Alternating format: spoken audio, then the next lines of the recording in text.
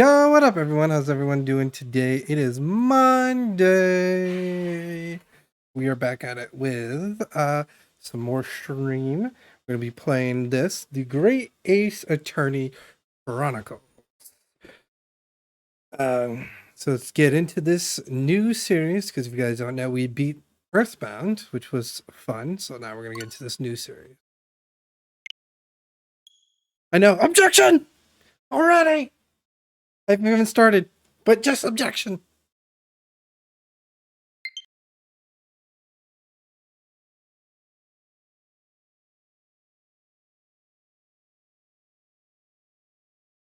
Oh no.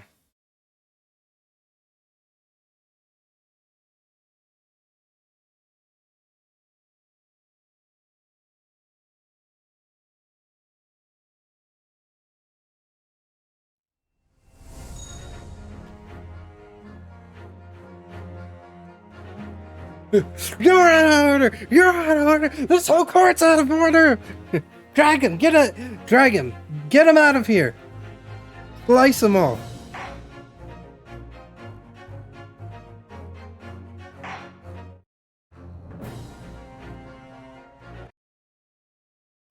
Ban everyone. The Empire of Japan. After opening its doors, a push for cultural transformation brought great waves of Western influence to this far eastern island nation.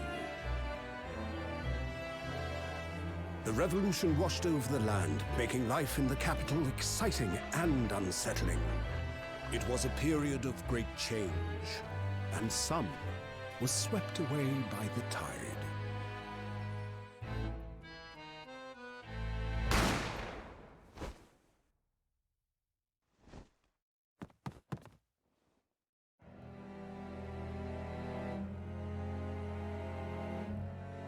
But for one man, the turbulence of that era was just the beginning of an extraordinary story.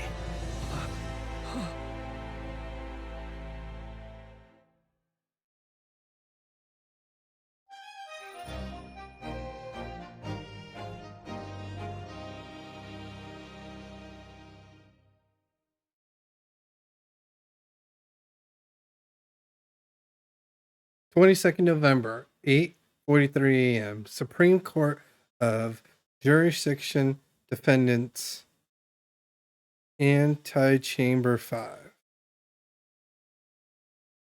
I still can't believe it. I still can't believe this is happening. How can it be that just beyond the doors to this quiet little chamber is the highest court in Japan, waiting to decide my fate?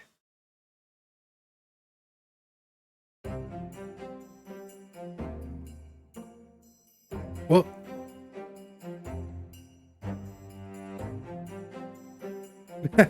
well, thank you, Arlo. I really appreciate that. That means a lot.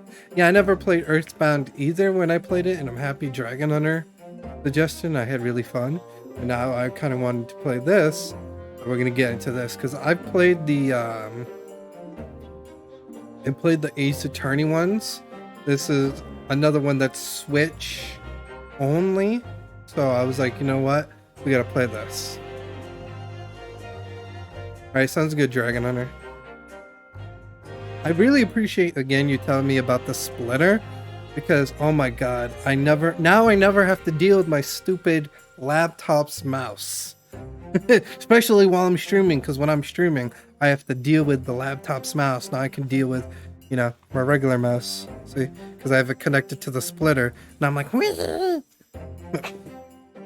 I'm like, screw that laptop, screw the mouse that it came with.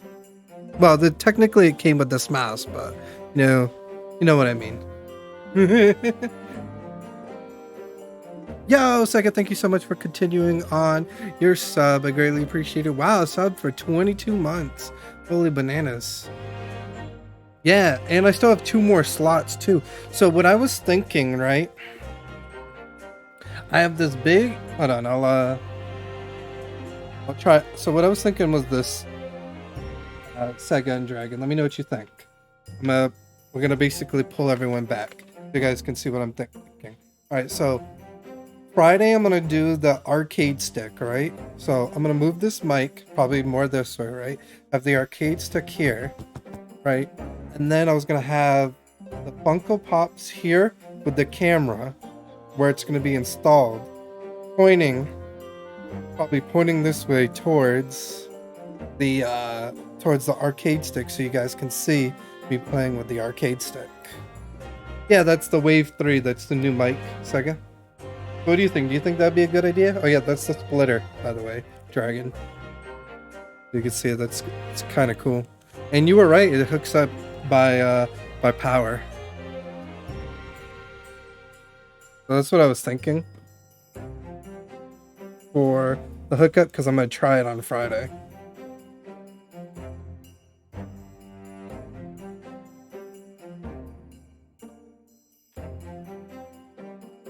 Yeah. So, oh yeah, my progress on Kaizo is literally how I started Kaizo before Dragon for some reason. It's like I'm literally pressed start over on knowing how to do Kaizo because the shell jumps I did are only running. I'm like, it's all over again! It's all over again! I gotta learn how to do standing again! I gotta learn how to do standing again! Because I feel so weird, I'm like... But yeah, back to this. Bailiff, what? Oh no, nothing. Savior glares murder. Sorry? My name is... Oh god, I'm not gonna be able to pronounce that. Ryo no Osunekin Naruhodo.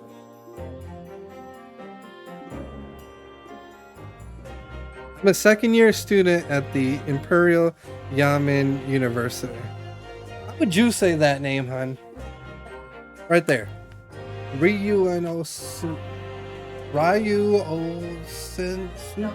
Yeah, I know, right? My brain's like, what? Oh, and also, where I was thinking the controller cam would be right here. Do you think this would be a good placement, guys? Because obviously you know where my regular camera would be, back where it was before. This is where I was thinking the arcade cam to be. Do you think this would be good placement when I play Mario Maker? Because my regular camera is obviously right here. And then obviously the arcade one would be over there. I don't know. I haven't tried. Okay, honey. I haven't tried like the camera to see if it would. I mean, we could see when it's Friday because I think it'd be kind of interesting. You know what I mean? To try. I mean, if anything, I can get rid of the word Glentastic because people know I'm Glentastic anyway, and have the arcade cam over there. I just like having that because it's like my little special flashing logo I made, you know, because I don't know if you know this, Dragon, I physically made that. Like, I didn't do it through no like program. I made it like frame by frame on with that texting and everything on how I was supposed to say my name in that color. So that's why I have it, just because I wanted it to be something of mine and something unique, you know. 3 days ago, I somehow found myself in the middle of a horrifying incident, and now here I am, waiting my trial. That's enough. He's not obliged to listen to such abuse, officer. Yo, look at his headband just flowing in the imaginary wind. Hey, Lou Jersey, how's it going? Yeah, look, look, his. And who are you? I am this man's lawyer. I'll be defending you today. I know, right? Lawyer. Yes, and until the judge has given his verdict on the case, no one has the right to treat him as a criminal. Still, you will hold your tongue. Yo, this man got a sword? Alright. Calm down.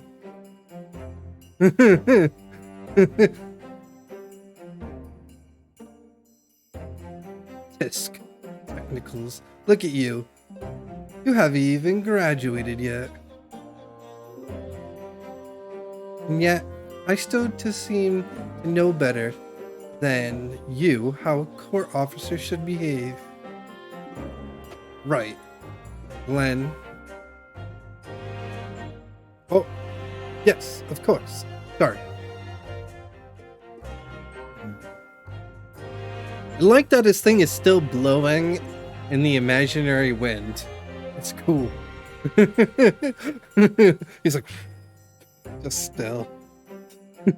How you doing, Lou Jersey? Hopefully you're doing good. I always bring a sword to a discussion. I know, right? It's like, what are you apologizing to me for? Oh, supposed to? That wasn't my fault. But really, Kazuma, and never meant to drag you into this. I'm sorry. There you go again, apologizing, just like always. Though I must say, you've been all over the newspapers these past few days. Uni University professor murder in cold blood by students. Well, obviously, you didn't actually do it, did you? Of course not. You have to believe me. I didn't do it. I could never murder someone. And there's nothing to worry about. Straighten yourself up. Hold your head high. You mean... I believe you. I know you're innocent, Glenn.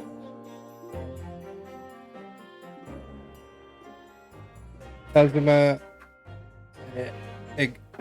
Esugawa? My best friend, also in his second year at Yumi University. I'm doing good. Just got off work not too long ago. Chilling, we're streaming, playing this game. Because Mondays I do what's called the variety game. Because the game that I'm most known for, that people see me play, is a game called Super Mario Maker 2. And I just beat Earthbound last Monday. So we're doing a new game here, which is this one, The Great Ace Attorney Chronicles. Because I played the Ace Attorney series, but this is a new rendition of it just for the Switch only, because this game is only actually out for it might be out for like PC too, but it's not out on like Xbox or PlayStation, so.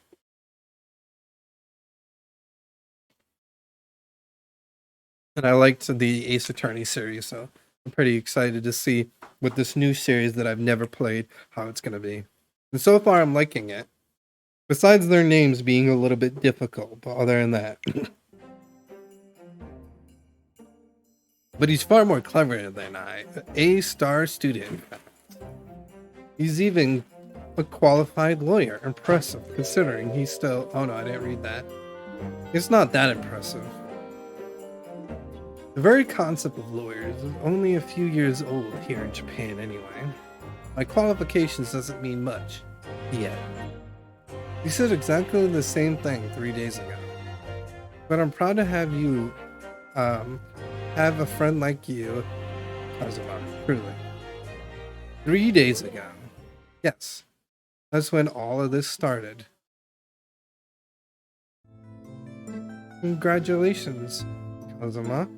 It looks like you're gonna get to study abroad at last. I know, I've been forever dreaming of this day. Finally, the government elites have acknowledged my academic achievements and successes in court.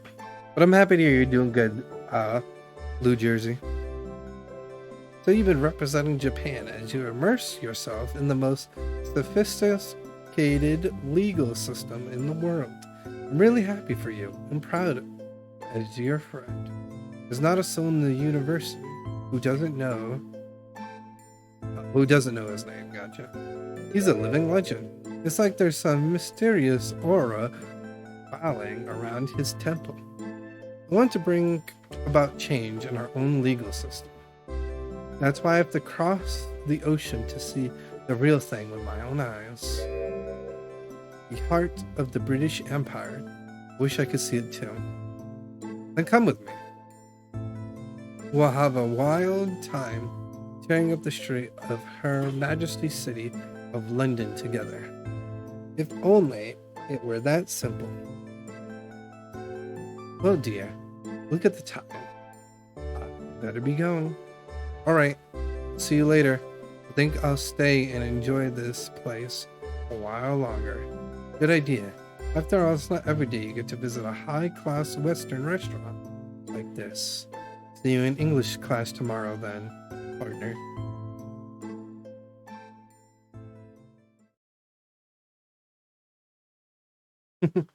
Oh, by the way, I'm gonna come.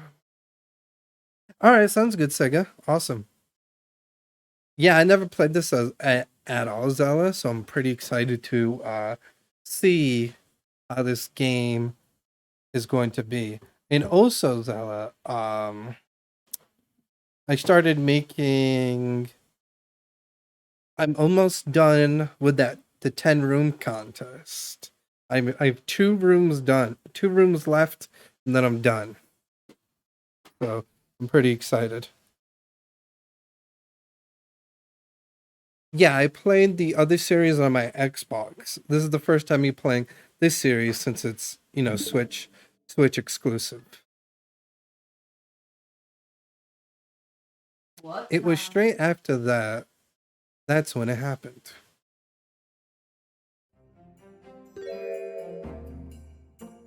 Yeah. Oh, Suguri, may I have a word? How did I know his voice was gonna be an older man? I literally just was like, let me do an older man's voice. I predicted the future! Professor, I didn't know you were coming. Well, this case has personal significance to me. But never mind that for now, Isugu. We should go immediately to the judge's chambers. To His Excellency's chambers? Why? Well, he's looking for you before. The advisor for the defense on the trial was a sudden decision. It seems there may be some confusion about procedures today as a result. Who is this man? I feel as I may have seen him at university. I see. I'll go at once then. I shall...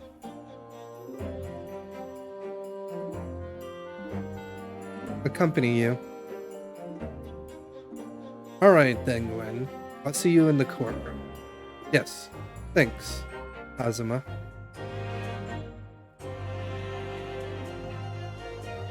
Have you played the other series before, Zella?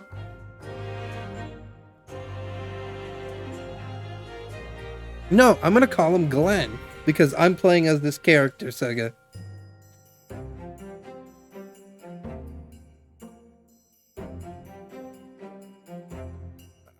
This is awkward. If I may, yes, sorry. You must be the defendant. Ryunosuke? I'm not even going to try to say his last name, I believe. Yes, that's right. My name is Yunjin Mikotoba. Probably not saying that right. I'm a professor of forensic medicine at Yumi University. All of them and 3/4 of the first part of this game and none of the second part. Gotcha. Yeah, obviously this is my first playthrough, as you could tell. This, like I said, I'm just I'm excited because I've enjoyed this series when I played it on Xbox. So to play this like exclusive Switch one, I'm kind of like, ooh.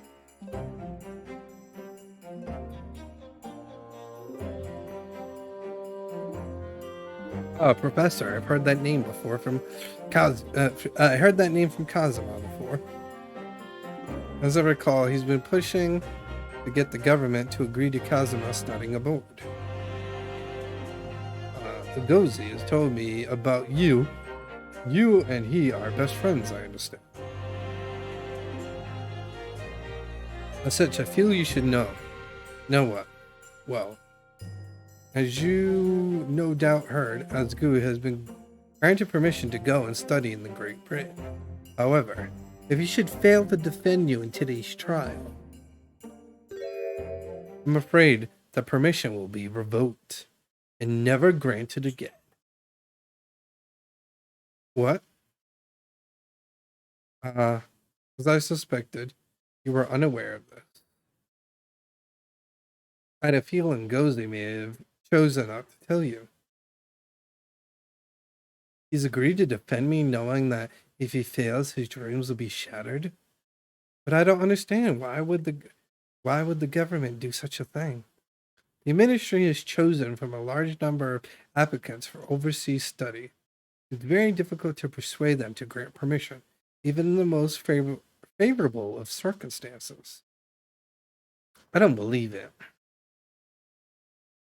But I didn't do it, I swear. I'm not a murderer. I'm sure that's true. Nevertheless, I can assure you that proving your innocence will be no easy task. You see, there are very certain... thing about today's trial. Sorry. What do you mean? You'll soon understand once proceeding gets underway. But what should I do? Well, naturally, I'm not going to suggest doing anything that could lead to a conviction. Right, so as soon as the trial starts, the judge will pose a certain question to the defense. When this happens, you must answer for anyone else. You must say, I do, but what will the question be? Surely not. You accept the accusations brought before you. Of course not. Defendant! Court is about to begin. Proceed to the courtroom at once. Would seem our superior discussions are about to be cut short. So allow me to summarize. Kazumi Aguri must not be the defense lawyer in this trial. Of course, as the defendant, the final decision is yours. What are you waiting for? Do you want to be found guilty for failing to appear? Get moving. There's no point in anyone advocating for the likes of you anyway. This is it. The trial goes badly. Kazumi dreams of studying abroad are over. And what more? If I be found guilty of murder, so absolutely no idea of what laid ahead. I embarked on the unforgettable trial. My one and only chance of proving my innocence. The trial that would decide my destiny. I don't know nothing. 22nd November, 9 a.m. Supreme Court. Jurisdiction Courtroom. So, this is a courtroom?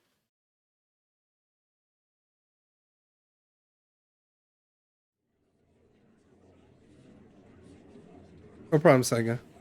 The Supreme Court of Justification. No court in this land has more power. I don't much like the look of these people sitting in the public gallery. Lots of military and other uniforms in there. The powers that have demanded that this be a secret trial. Secret trial? Trial that's closed to ordinary members of the public. Only military and government officials may attend. What? But why? They'll become clear in time. But for now, you need to concentrate. It's about to begin.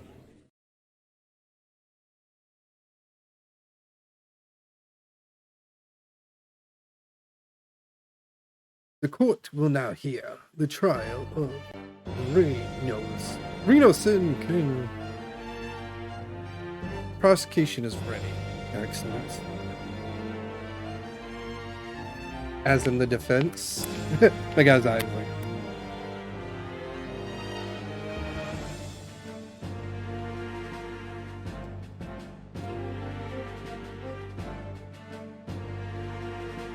Before you begin, there's one point of the order I'd like to confirm. Yesterday's evening, the defense made a last-minute request for a change of advocate. That's correct, Your Excellency. I made the request myself. Normal procedure is for the defendant advocate to be decided 2 days prior to.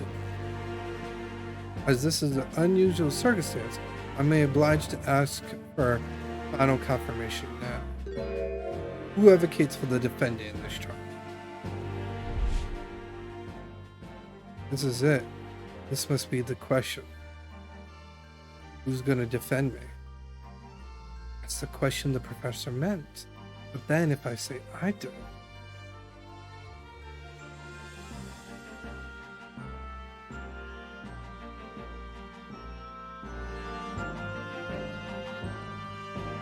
yeah, I was gonna say everything does look better than the Xbox one because everything looks more like 3D and like it looks cool.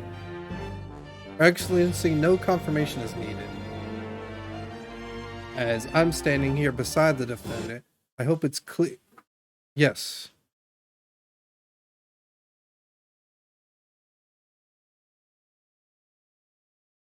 What is the meaning of this unruly outburst? I would like to inform the court that I, Renosin King, will be defending myself. You'll be what? What are you playing at? Reno, I'm just gonna call him Glenn still. What are you playing at, Glenn? Professor Miko Toby told me everything just now before the trial. He did what? He said that your dreams of studying aboard would be dashed if we were to leave. How sad. It means you don't have faith in me. You think I won't be able to get you off? No, not that.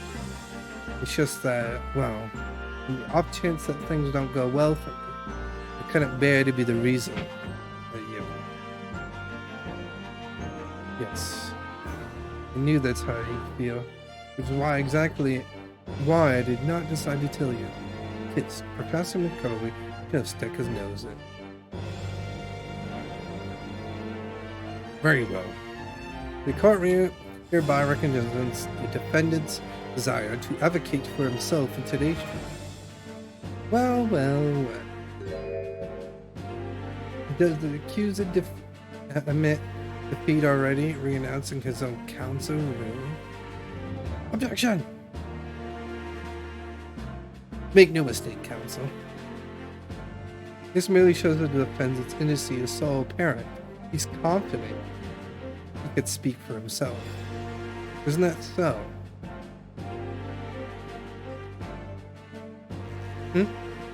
Oh, yes, exactly. Exactly, but I wasn't thinking. I'm not confident at all. In fact, my mind's a complete blank. I realize you're in charge now, but still, try not to look so bewildered. Well, a merely university student could be brought here before the Supreme Court. You must have betrayed a most heinous crime. As you are no doubt aware, this is the Supreme Court of Justification in Japan. Accordingly, the very highest standards of conduct are expert of all present. Do I make myself clear, defendant? Yes, Your Excellency. It is thereby my duty to access your competence for your task you have undertaken. That's what I was gonna say. What does that mean? It's questioning your ability to do the job. Well, you can't be questioning it more than I am. So let's get started with a very simplistic question. Yes. Finally state before the court the name of the victim in this case.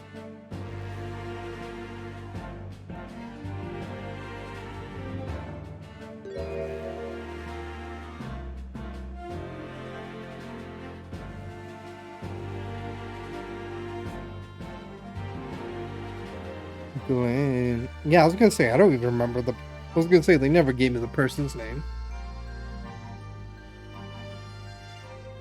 Let me guess. Your mind's going blank. You know me so well. All the relevant information for this case can be found in the court record, but I can't even find that. Simple. You can access the court records with the press of R. If you ever find you've forgotten something, just consult that. It's all in there. I'll just have to press R for the court record. Alright, there's no time to lose. Wait, I got us two things.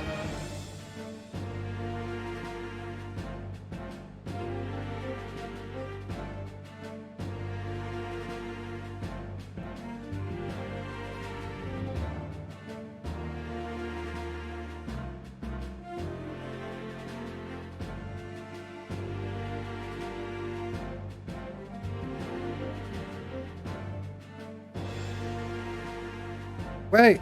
I was gonna say I didn't see the person's name well enough.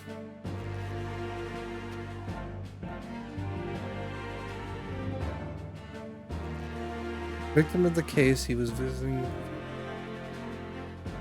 John H. Wilson.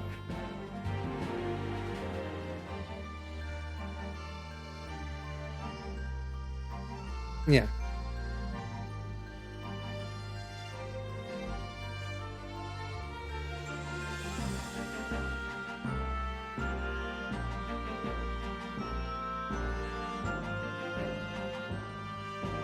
Okay.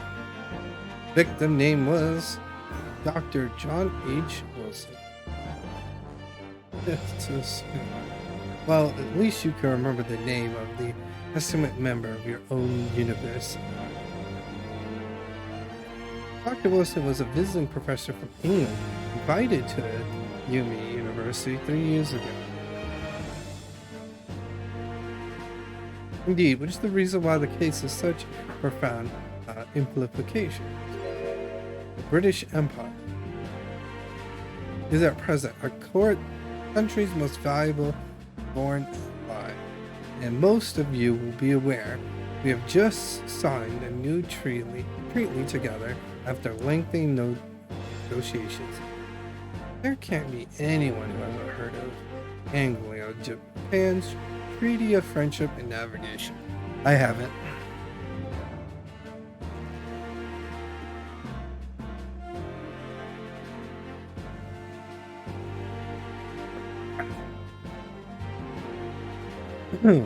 And yet, despite the delicate circumstances, the blood of an Englishman has been bit on our swoop. You two are both undergraduates at the Imperial University, do you not? Murdering a professor from the very institution that provides your education. Have you no honor? But I didn't do it. This case is coming under great secrecy from our allies on the other side of the world. The court therefore wishes for a speedy resolution to this matter. In other words, our Freely government is scared of upsetting England's policy making. And you're convenient and expendable scapegoat to blame for this crime. So that's why this trial has these unusual circumstances, isn't it? Exactly. Our government needs to convict someone as quickly as possible. All because the victim was an Englishman. Dr. Wilson was English. But nationality and treaties won't make any difference here. Fact is, I was there at the scene of the. But do you look at the time? Better be going. Alright, I'll see you later. I think I'll stay and enjoy this place a little longer. Good idea. After all, it's not every day you get to visit a high-class Western restaurant like this. See you tomorrow in English class, then, partner. The British Empire. Wow, it's incredible to think. Wait.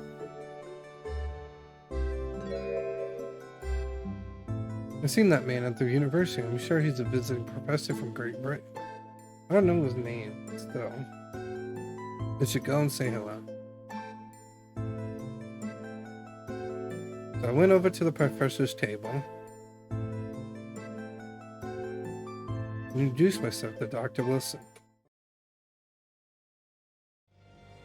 Now then, let me pose my next question to you, Defendant.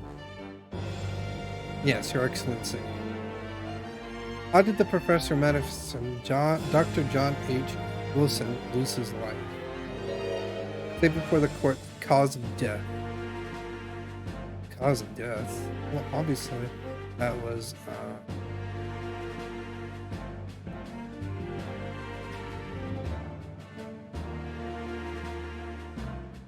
Did I find? Oh my god, I already know what to do.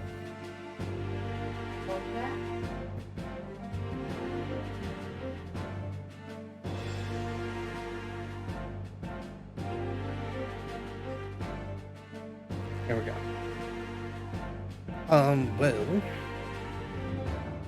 according to this document, the victim suffered more tendency death due to gunshot trauma. Learn to read, you Imperial. That's the post-mortem report. I take it. Sorry, yes. That's right. The post-mortem report. In the West, the doctor dissects corpse to identify cause of death in an autopsy. But here in Japan, a police officer merely inspects the body and draws conclusions out of it. Ah, I see. As long as I'm not going to be tested on any of this later. This is the so-called photographic print of the scene of the crime. You can clearly see scorch marks around the bullet hole preceding by the powder explosion. In other words, we assume the victim was shot at close range. Thank you, counsel. The court will accept this modern scientific evidence into the record. Wait, is this like back in time court? I'm guessing because they're like modern because of the a photo.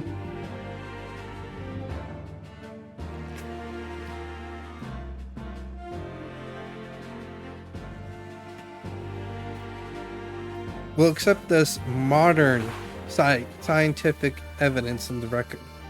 You can just give him a photograph, man. A photograph of the victim has been entered in the court records.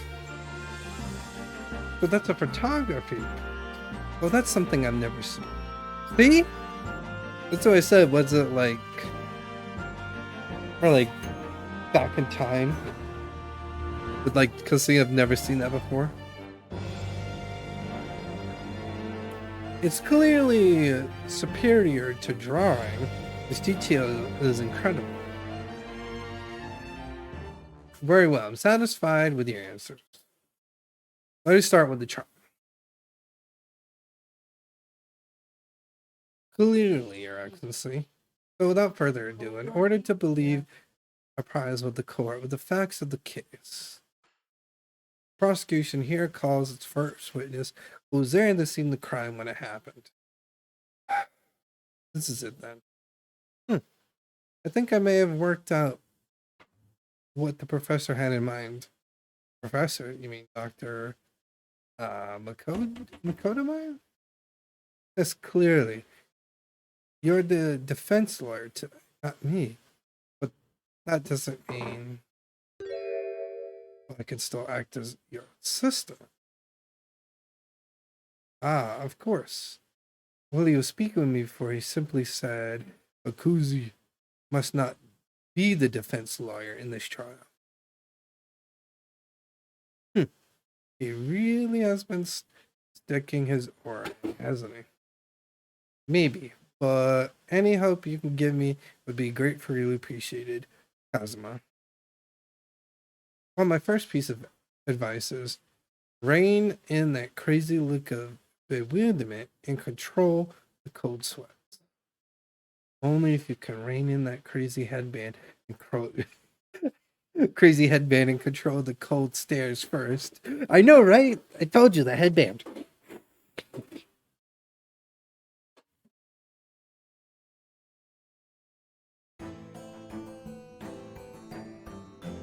Witness, state your name and occupation for the court, please. Of course.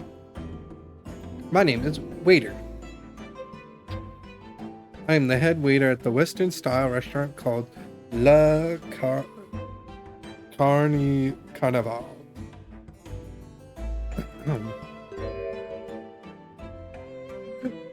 He coughed up blood. Are you alright? You seem to be coughing up some,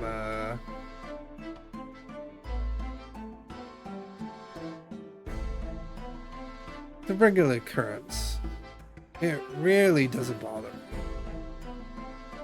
But it really, really should. As everyone knows, the capital southern east quarter was developed for foreigner visitors for some year ago. Become a very fashionable district now, full of hotels to accommodate overseas guests. This grim crime occurred in one of our district's so-called restaurants, and the occasion Diddly Eatery 3 days ago? Understood. The Sargon-san. You will kindly tell the court everything you can tell about the incident. I won't, sir. I know penalty introductions from the praising lawyer boy, please. Persuading maybe, but inspiring. I was just after 2 p.m. on the day.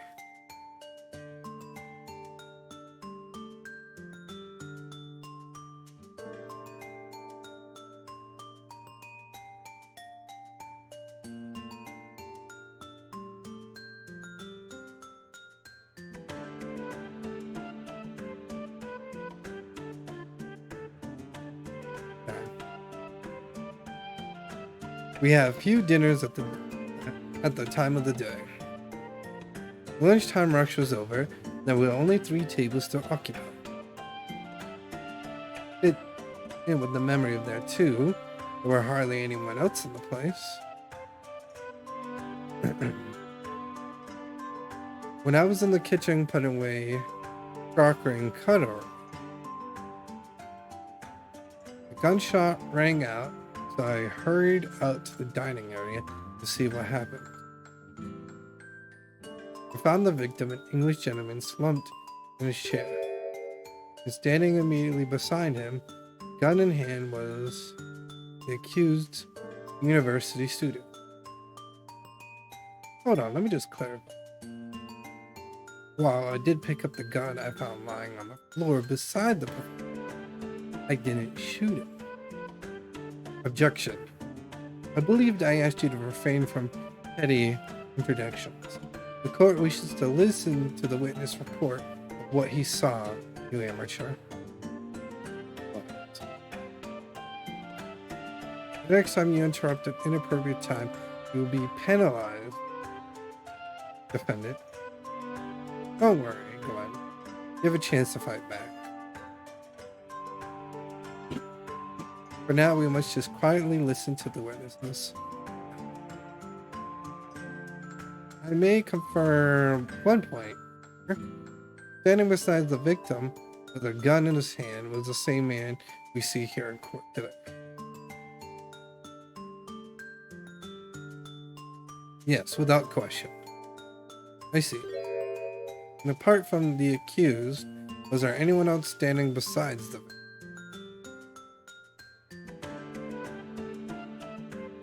No. There's no one else around that table besides the deceased Englishman and the university student. Wait, what did he just say? There was no one else around that table. What's the matter? It's just not right. When I went over to Dr. Wilson to say hello, there was a woman sitting opposed him at the table. Really? That's not something the waiter could have missed.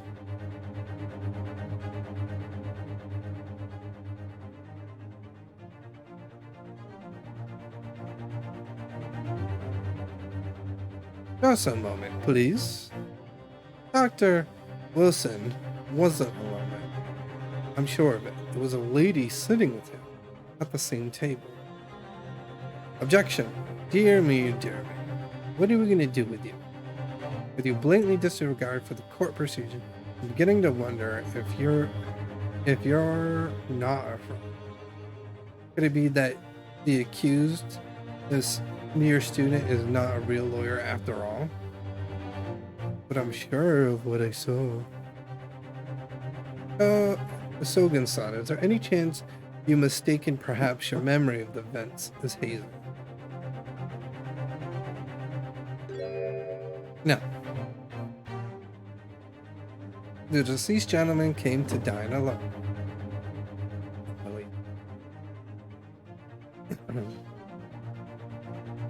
I actually have a rough plan of the restaurant as it was that day. Please have a look if you.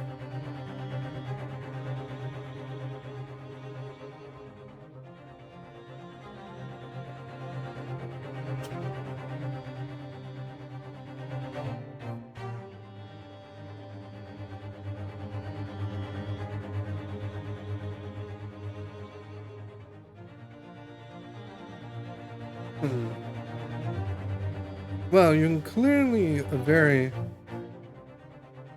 conceited waiter. Thank you, sir.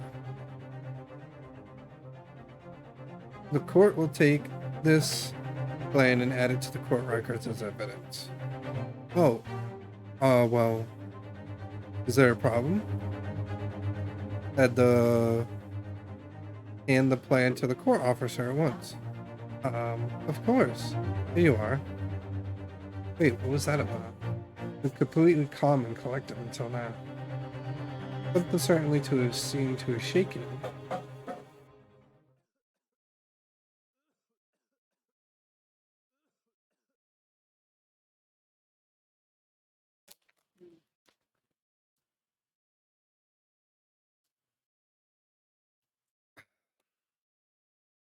The court has now heard a receipt of the case. Yes, at the moment the gunshot was heard in the restaurant, the only person in close proximity to the victim was the defendant on trial today. It would seem we're looking at a black and white case here. Defendant. Yes, Your Excellency. If you admit you're guilty at this stage, the court is willing to look mercifully upon you. In other words, you must have some small repentance in terms of your inviolable punishment. I called this waiter as an unsworn witness in order to explain the details of the case to the court. But I must warn the defense, we are determined to persuade matter further in this. The prosecution has decisive evidence from sworn witnesses who were present at the scene of this crime. What do you think I should do, Kazuma? What do you mean? Well, I'm going to be found guilty one way or another, it seems. Would it be sensible to plead guilty at this stage and hope for a more lenient sentence? Everyone keeps telling me that this trial is unusual. about these particular. You said it, Professor McKinney said it, and so has the judge and the prosecution. I'm scared of what lies ahead if I push this.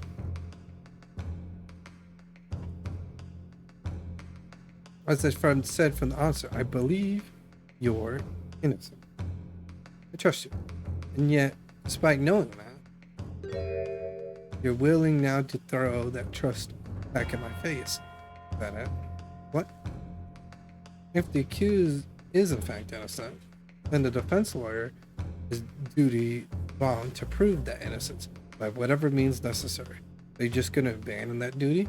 Or are you just going to give up on yourself? The battle hasn't even begun yet. The defense pleads not guilty, Your Excellence. We invite the prosecutions to stop making empty threats, bring out its witnesses. Then we'll see how just decisive this evidence really is.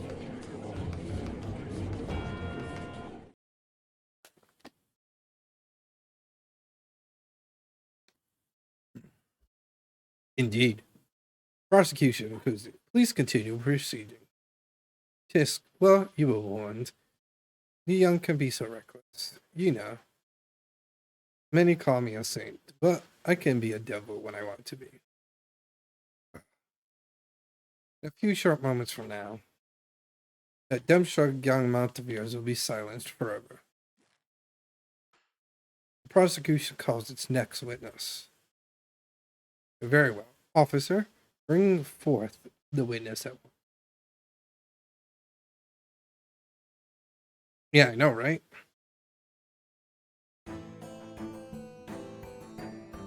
Witness, kindly state your names and occupations for the court. Yes, sir. The great Nepali Imperial Army Sergeant Isa Nosa reporting for duty, sir.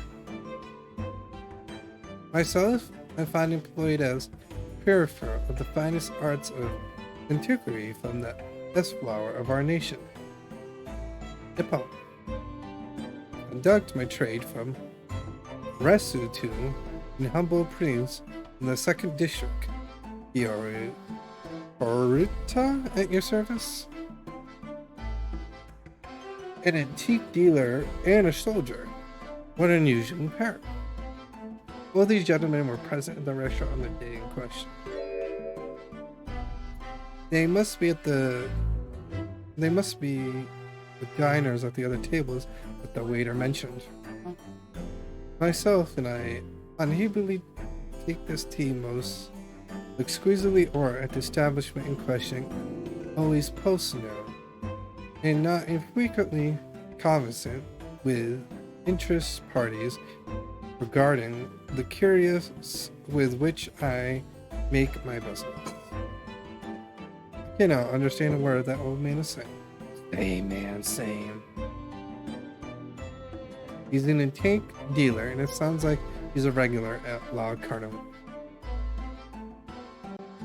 He seeks out potential customers who may have an interest in antiques and tries to sell his warrants to them. He obviously targets Le Cava because it's a high-class restaurant with rich clientele. Right, I see. Although, to be honest, the sergeant looks more like he'd be a seller rather than buyer. Now you both witnessed a precious moment at this most atrocious incident. Is that correct?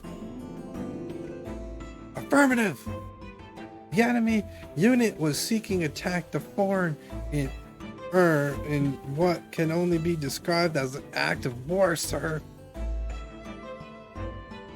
It was that black uniformed rogue, the murderer man over there, who unloaded his firearms, sir. This man is impossible to understand as the other.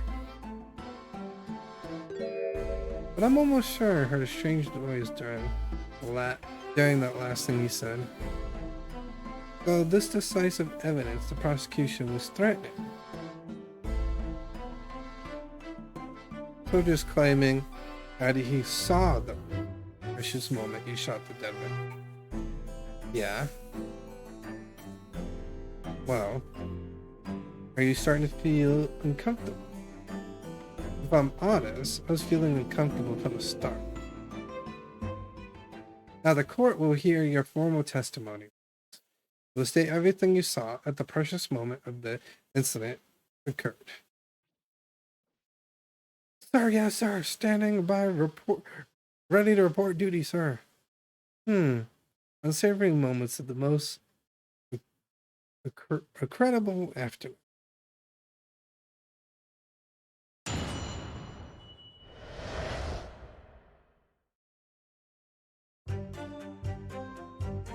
I was investigating ingesting a regular beefsteak at the restaurant while having a tactical discussion with the old man. Myself and I was invoking the values of particular fine gold crew to the military gentleman. That precious moment, the firearm was discharged. I observed the enemy's actions with my own eyes. The black uniformed Varnasa candidate fired on the English civilian, and from the back, the cowardly weasel. I was on my hands and knees investigating the whereabouts of my mystery.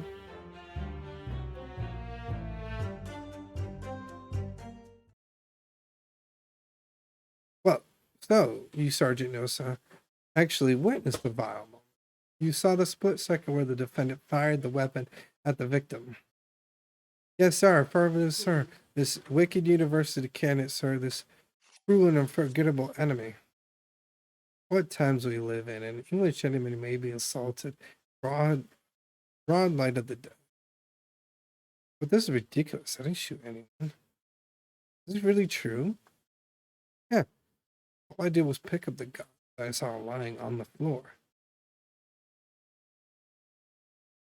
After I said hello to Dr. Winston, I went back to my table, sat, drank some coffee. Then, when I finished, I got up from my seat to leave the restaurant, when I noticed an English-made gun next to the chair where the professor was sitting. I thought perhaps the professor had dropped it. So I bent down just as I was picking it up.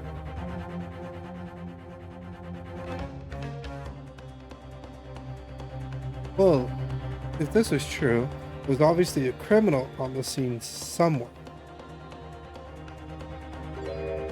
And somewhere in these two witnesses' testimony, there's a clue to who the criminal was. Yes.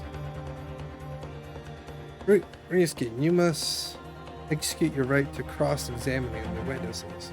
Yep, doing it. You must heard, Your Excellency. There's no room for doubt in the testimony of these witnesses. The defendant is clearly guilty. It's time to bring the experienced student to justice. Certainly, the testimony to the court you heard eliminates any vicinity of doubt. Therefore, it is my great duty to declare the verdict of this trial. No.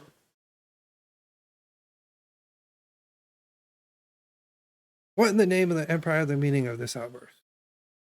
The defense demands its right to cross-examination. Dear me, let me get it. The hatchet-bending headband boy next door told me to do it. How pathetic. You know. The prosecution objection is clearly a waste of time. The defendant obviously has no experience. How could it be possibly carried out cross-examination? Objection!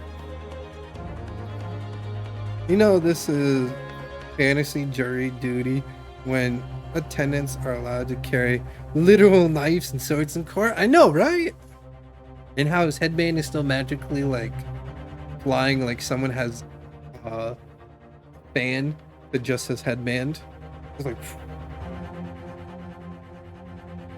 whether or not you think he's capable of it or not is irrelevant. Casimir is still commanding. Very well. Let the defendants conduct a cross-examination of the witness. Alright, this is where the battle really begins. But I don't even know what to do in cross-examination. Isn't it obvious? You have to expose the lies in the witness statements. You didn't fire the gun, which means that the soldier said what the soldier said had to be a lie. Well, yes, but in the case of proving it, the key of doing that is evidence. Right. What you need to do is prevent some deceptive and imprudent evidence that proves that the witness is lying. Now let's go, Glenn. Don't let them beat you.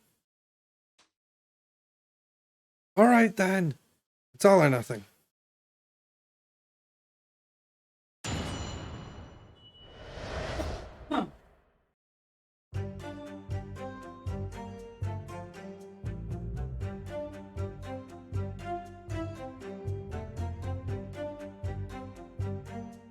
Was investigating a regulation beef steak.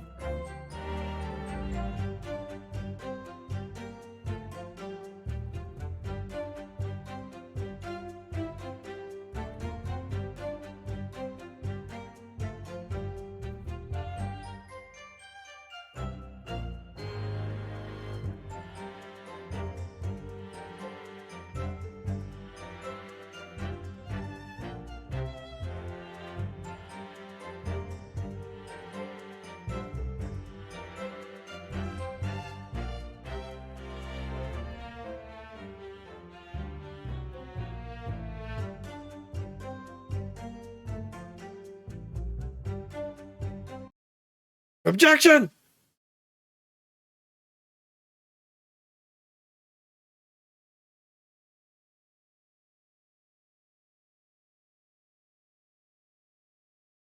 What? What are you playing at, cadet?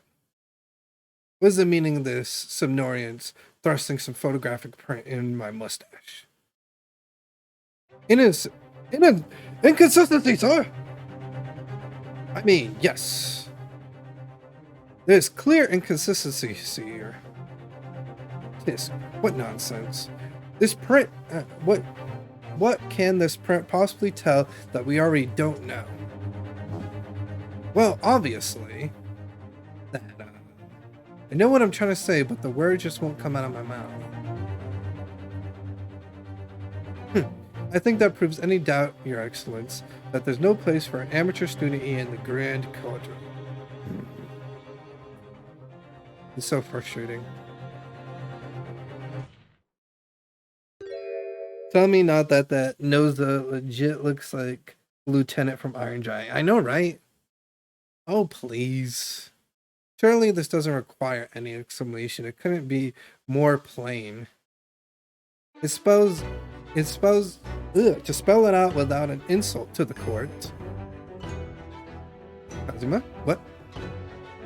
What are you talking about? It's apparent from the single glance of the photographic print presented by the defense that there's a clear discrepancy here from with the sergeant's statement. What? Sergeant Isanosa? Yes, sir. What, sir? The statement you just made was this. The black uniformed varsity cadet fired on the English regiment from the back, the cowardly little weasel. Yes, sir. Affirmative, sir. I witnessed the crime with my own military great eyes, sir. Yes. But no, that just can't be. Why not, cadet? Because... Take a closer look at the print. The victim, Dr. Wilson, died from a bullet wound to the chest. Sergeant, according to your witness statement, the culprit shot from the victim from behind. And that obviously discrepancy here. Well, how do you explain that?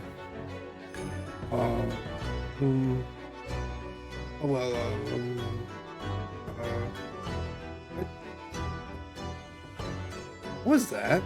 It just popped up from behind his back. He just pushed it down again. Certainly, there is clear discrepancy here with the facts here. Would you not agree, Sergeant Nelson? Yes, sir. At this junction that would appear to be indisputable. Till the moment I heard the firearm discharge, my eyes were firmly fixed on the delicious La Parliament steak, sir. What? The last testimony the court heard has proven one thing beyond all reasonable doubt. The witness, Sergeant Lisa Nosa, did not see the defendant firing a gun at all. That's absurd. I think the conclusion we must draw is simple. There is no place for an amateur prosecution here in this grand courtroom. Oh, you get him!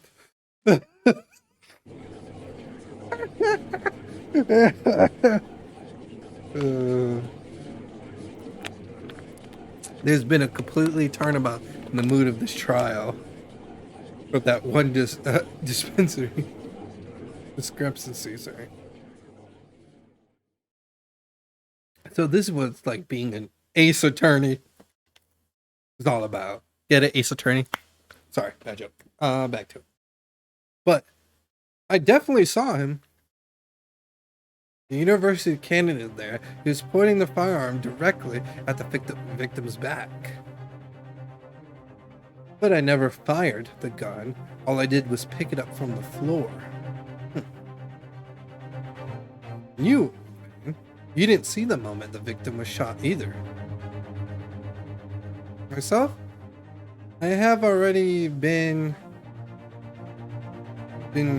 quite clear. The gunshot injures me not. I was far too busy on the floor. Busy on the floor?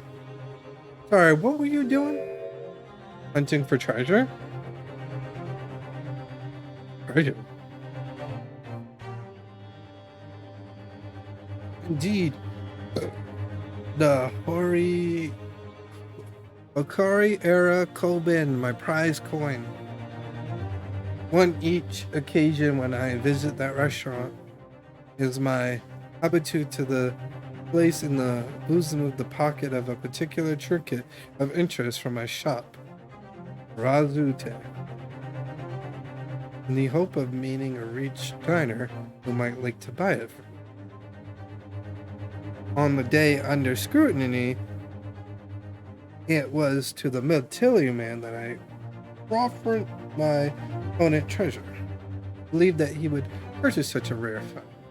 I did not, but I was presented with a little alternative, and then, after vising my eyes for the briefest of moments, it was there no more. It simply vanished. The Kobin vanished?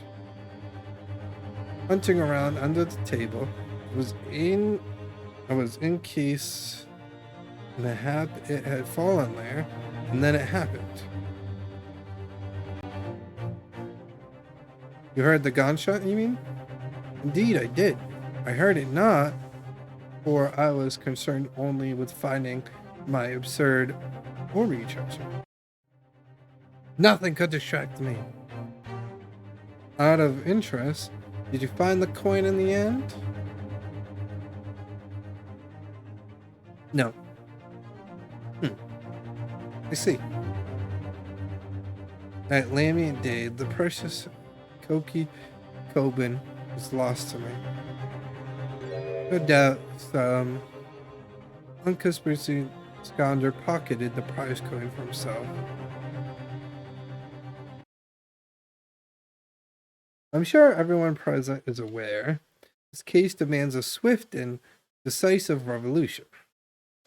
The government has promised to send a full report to the Great Britain by telegraph this very afternoon.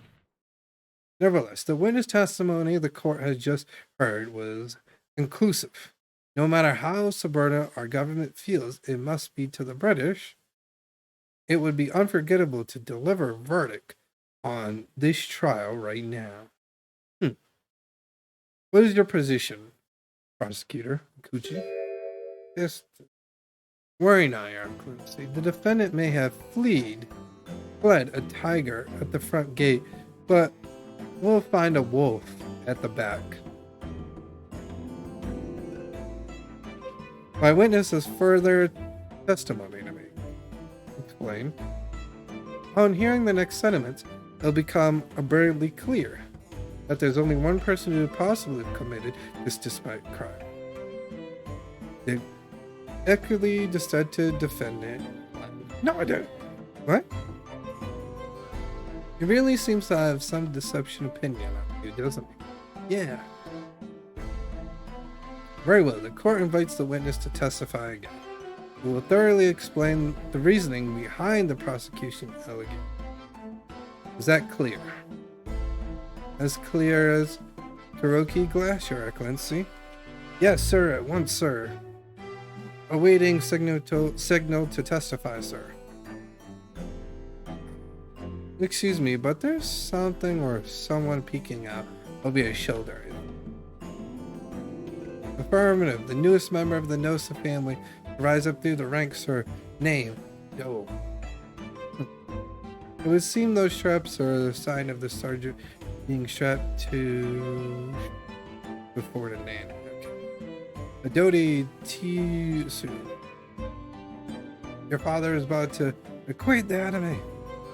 Watch you learn, my boy.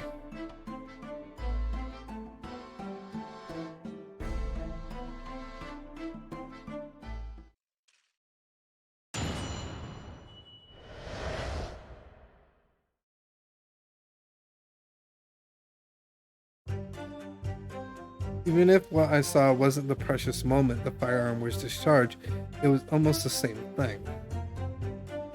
As pointing his gun at the foreman, he was that young and in black. That much I must. What? I thought he said he didn't see it. Furthermore, a visual search of the premises at the time confirmed that we were the only person.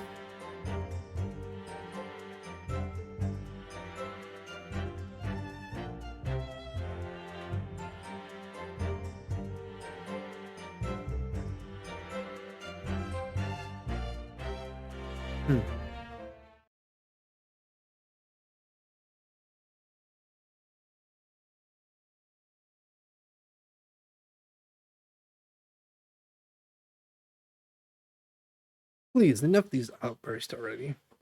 But there was a woman. There was a young woman at the table. You must have seen her. Everyone there must have seen her. Objection! If you call yourself a lawyer, then you will respect the rules of the court and speak accordingly. We're not here to listen to your fantasies. Is it evidence beyond all reason doubt that the victim was alone at the time of the incident? Prosecution has photographic evidence of this fact. Is this the photograph seen the crime console? Indeed. The table which the victim was dining, taken by investigation immediately after the incident. As you can plainly see, there's only one place set. Certainly, based on the evidence of this print, it would be reasonable to conclude that the victim was not in the company of anyone else. Yeah, but that person could have not wanted anything to eat. The court will add there's no photograph evidence to the record. The photographic print of the crime scene has been entered into the court record. I don't understand. What's going on? It's not possible that no one else saw that woman. The waiter before said the same thing. He maintains that Dr. Wilson came to the restaurant well, but that's not true. I saw her. I swear that I saw a woman with him. It would seem that we'll be able to telegraph the report to the Great Britain on time after. The witness testimonies we just heard leave no further room of doubt. These are very sensible political times, as we know. The ink is still fresh on the treaty with Great Britain. To think that I will have contributed to the humanity of the two great empires. How can this be happening? The judge is already ready to rule. Stand tall, Glenn. It's not over yet. But if what you say is true, then there's something going on behind the scenes. And now it's your chance to expose it, to draw out the truth in your cross-examination. I don't know, cousin. The defense is entitled to cross-examination the witness, but make it quick. Understood? Wait, can I see the court record first?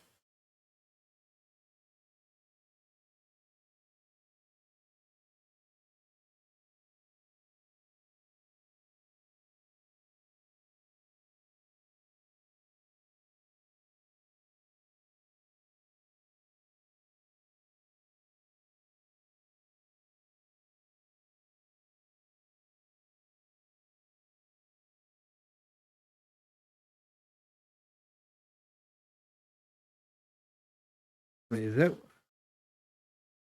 that is what he.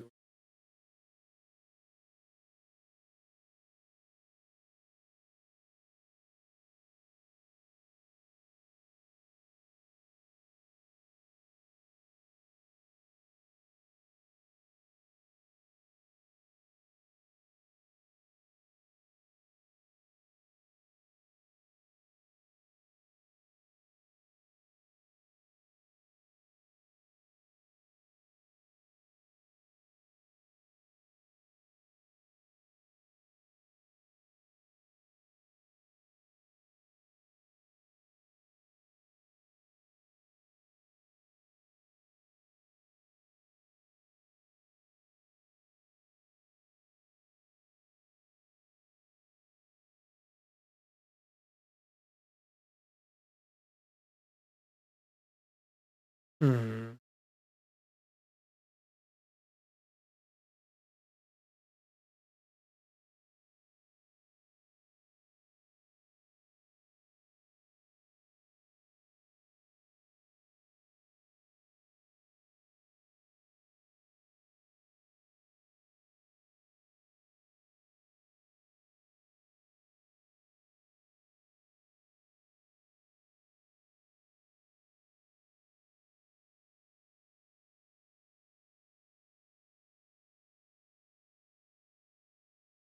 I don't see anything.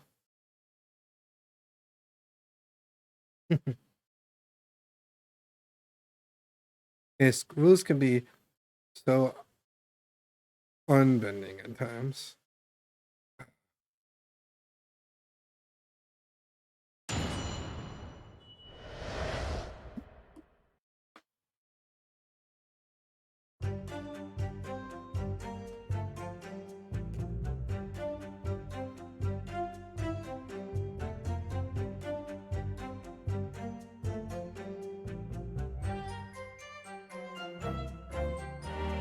No, it's not the same thing at all. For the start, I didn't fire the gun. We have a difference of opinion. An opinion of an unformed officer versus of the bleeding cadet.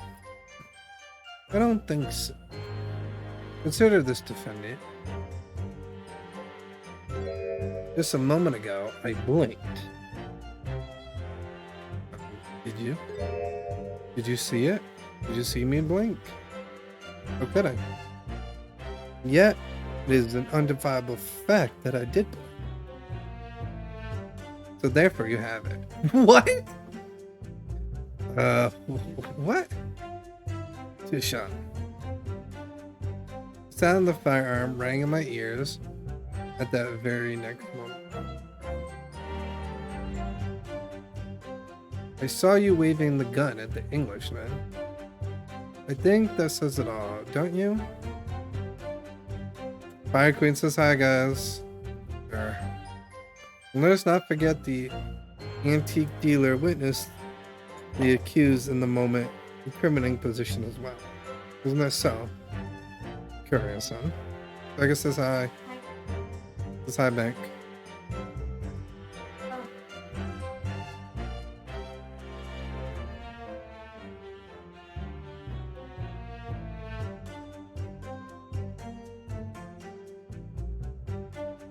What?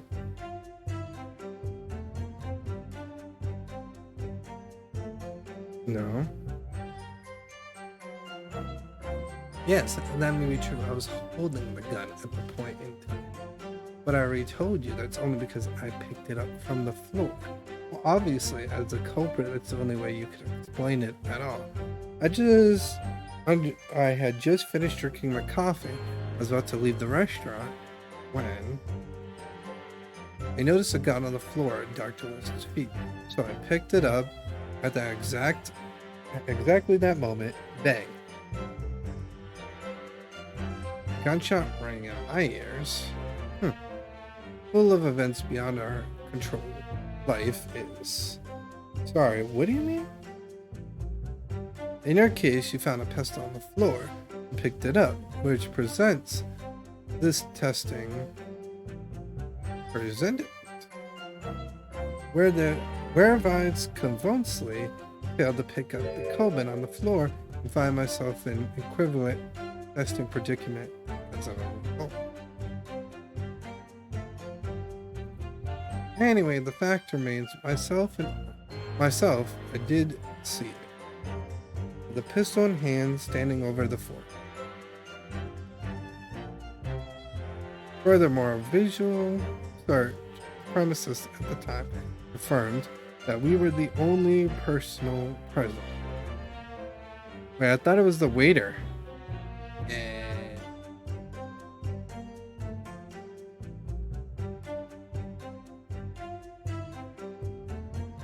You must have noticed someone else at Dr. Wilson's table. There was a lady there. Objection! As you must be in pains to point out time and time again, I feel him growing callous or something. And yet, no one else appears to have caught even a glimpse of this woman. If only there had been more people dining at the time. There's someone else who would have noticed her. Fortunately, it was already past 2 p.m. when it happened. Quiet time between lunch and dinner in any restaurant. You know, of course, this place was almost empty. It's what you'd expect. Certainly, 2 p.m. is neither here or there in terms of time to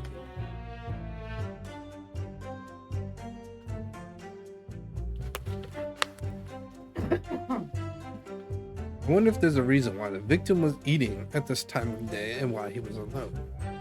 Yes, Your Excellency. There was indeed a reason. It was. This was found in the victim's jacket pocket. What is it, Counsel?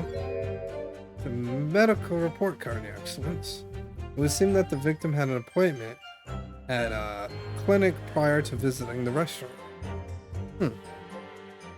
Which clinic? Yes, that would indeed appear to be an entry of the date in question. 19th November, noon, past 1 p.m. Very day of the incident. The victim waited for a late lunch following his appointment. The explanation couldn't be more simpler. The prosecution found no need to submit this evidence, for it really had no bearing on the case. I wonder, what do you think? Has it been added? No, it hasn't been added. I was going to investigate it.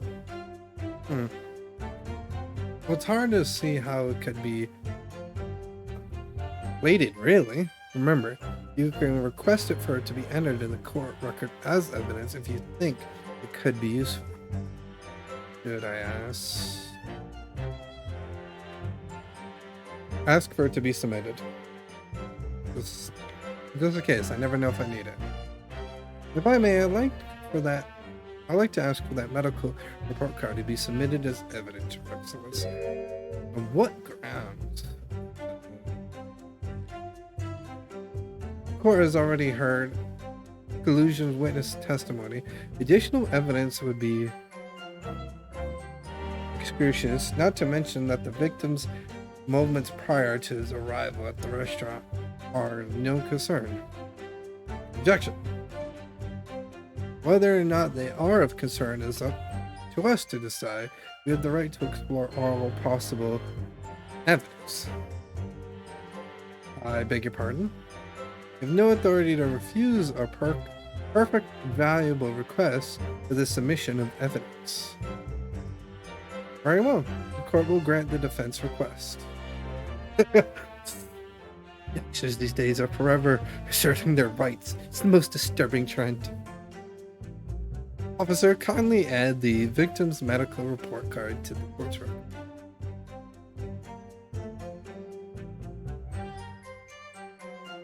What we read right now is new clues. Yeah, me. Examine that, please. Wait. I can't examine that?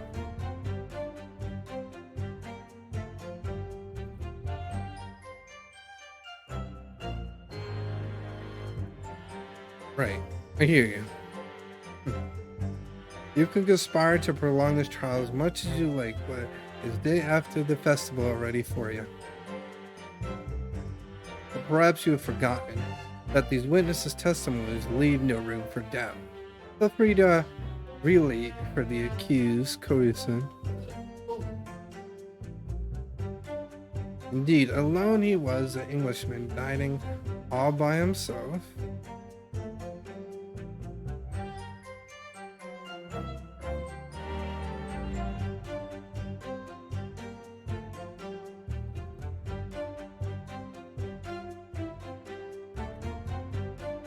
So you actually saw that with your own eyes, did you? The victim, Dr. Wilson, dining alone. That I did. Forgive me for the position I placed you in. The testimonies of the old man, the soldier, and the waiter all agreed on the point. Isn't that interesting? And let us not forget the evidence that we have to support the statement as well. As you can clearly be seen, there's only a single beef steak on the victim's table, a meal for one.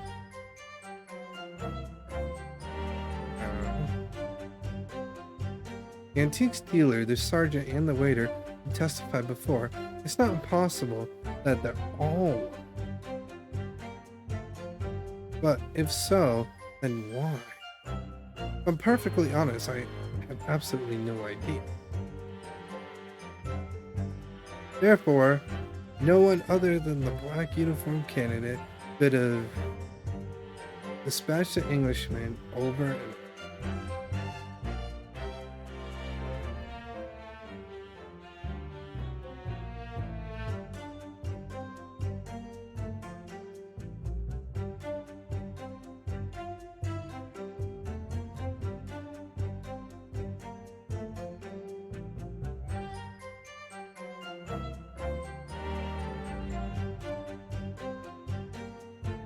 Why are you telling the truth?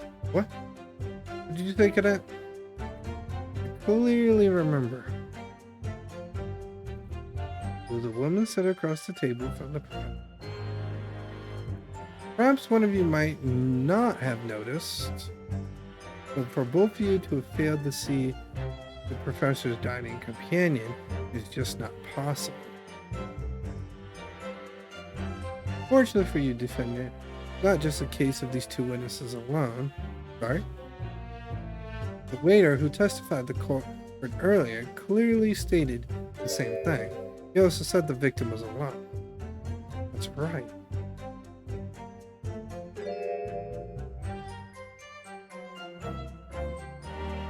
But if such a woman were indeed present at the scene, prosecution demands to see proof. If no such proof exists, prosecution demands that no further mention of this animal woman be made. It is blatant waste of the court's time. Nothing I can say to that. This does nothing. Excellent work. Cleared some new information now. Well, yes, but I don't feel like it changes much. I can't see that it brings any real discrepancy to light. I wouldn't be so sure. Let's see that medical report card you got before? Oh, you mean this? Yes, this is a brand new piece of evidence. So perhaps we should examine it. Examine it in a little more detail. Oh, I'm sorry. You notice this? Oh, okay. Yep.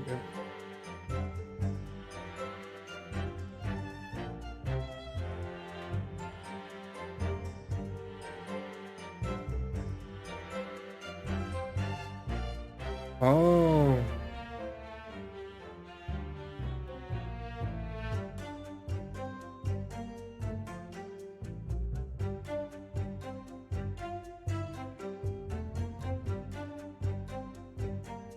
You can move the crosshair around on circles you maybe missed before. If crosshairs start pulsating, press A to investigate further. So partner, I think you should take a closer look at this medical report card. See if there's something new to be learnt by examining it in more detail. Alright, I'll see what I can do.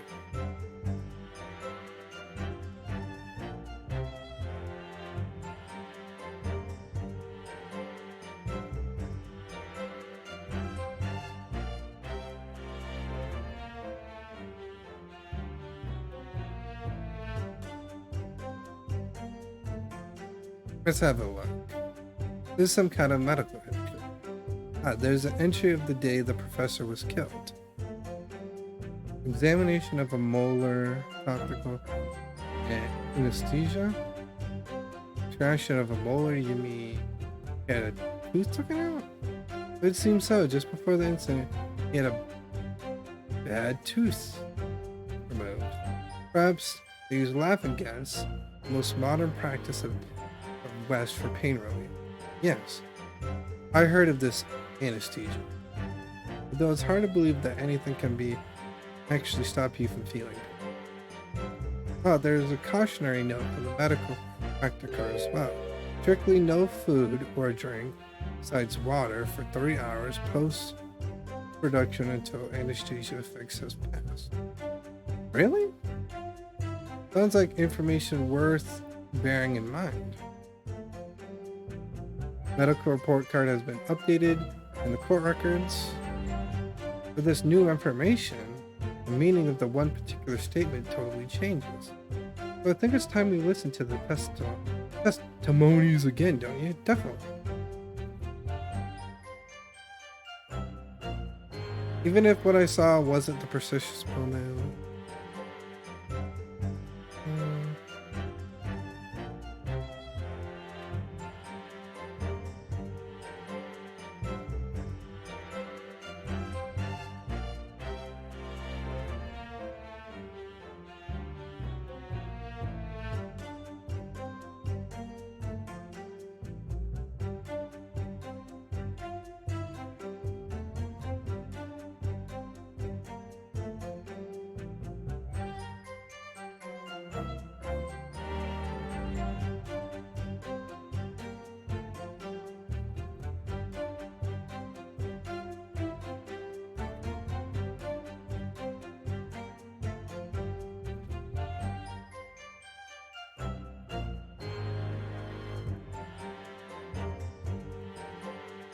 No.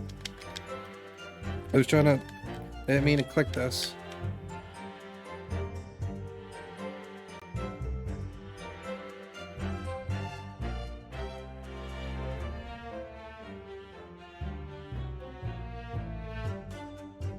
Blame you, Sega.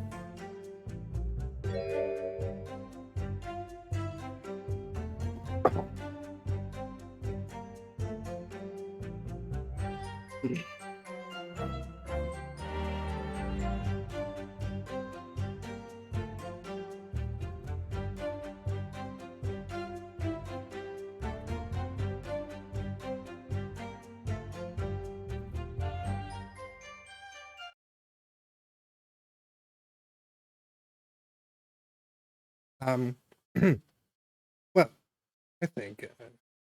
What are you wondering, lad? Call yourself a lawyer? Wish I could. But first and foremost, here, I'm the accused. Listen, everyone stumbles on the words occasionally, and due to their own circumstance. I won't worry about that. Thanks, Kazuma. I could see it quite clearly in the cross-examination you just carried out. Then you raised your hand straight up like that, so profoundly. You knew exactly what it was you wanted to say. I feel like you have to choose your words carefully to say what you're thinking. All right, and thanks for the advice.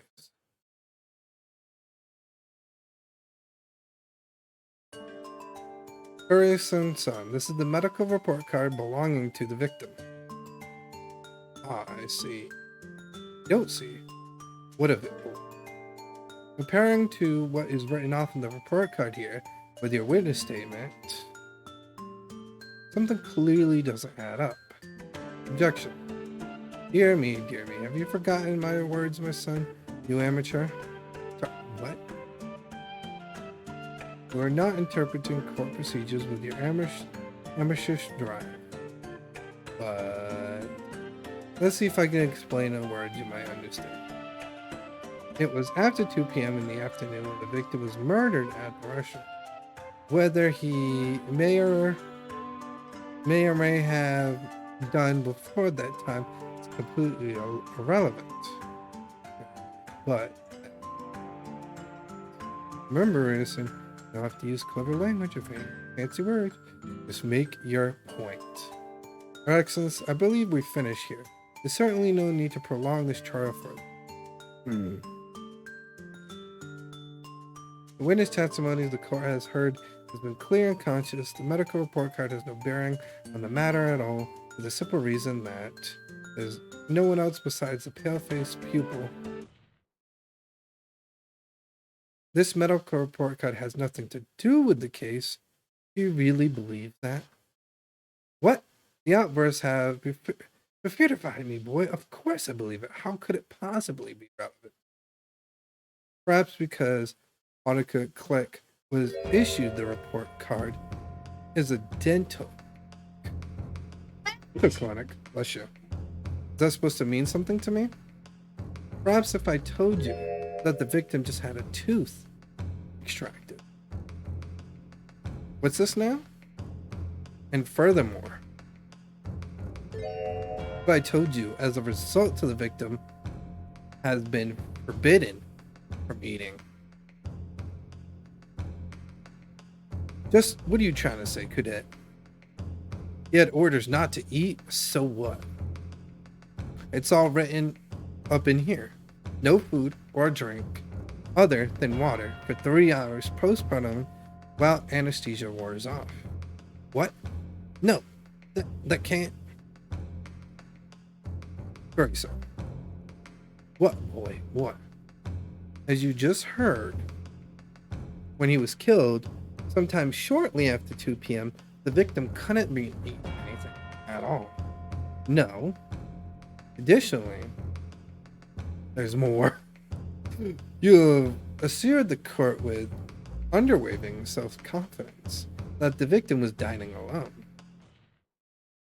But that can't be possible by the case. Because the victim, as we now know, just had his tooth extracted and was still experiencing the effects of anesthesia. They were like, ah! Like it was a super effect that was kind of funny. They were like, ah! Super effective. Finish it. Exactly. Apparently done, partner. Objection. What? What is this nonsense, you little upstart?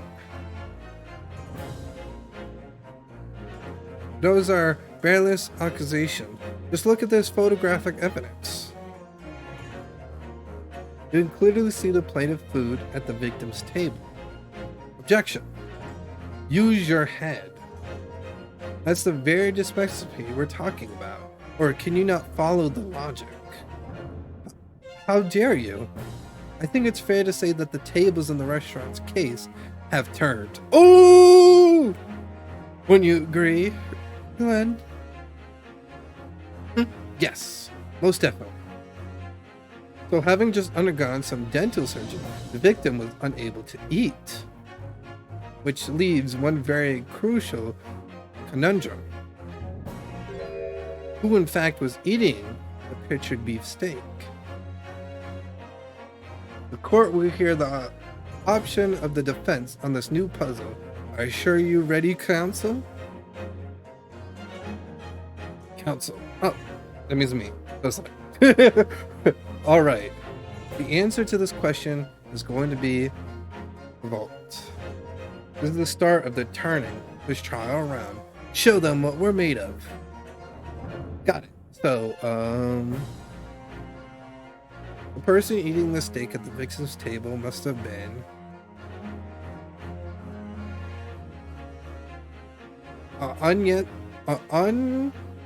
as yet unknown third party.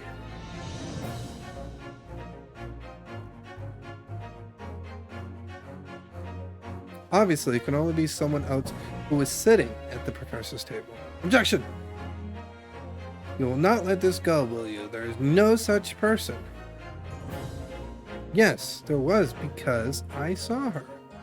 When the incident occurred, we know the victim couldn't have been eating anything, yet we have evidence of a half-eaten steak on this table. Therefore, the only logical conclusion is that there was someone else there eating it. We have strong evidence to support our ascension. It's clear that the witness testimonies are unreliable. If the court decides to push through ruling at this stage,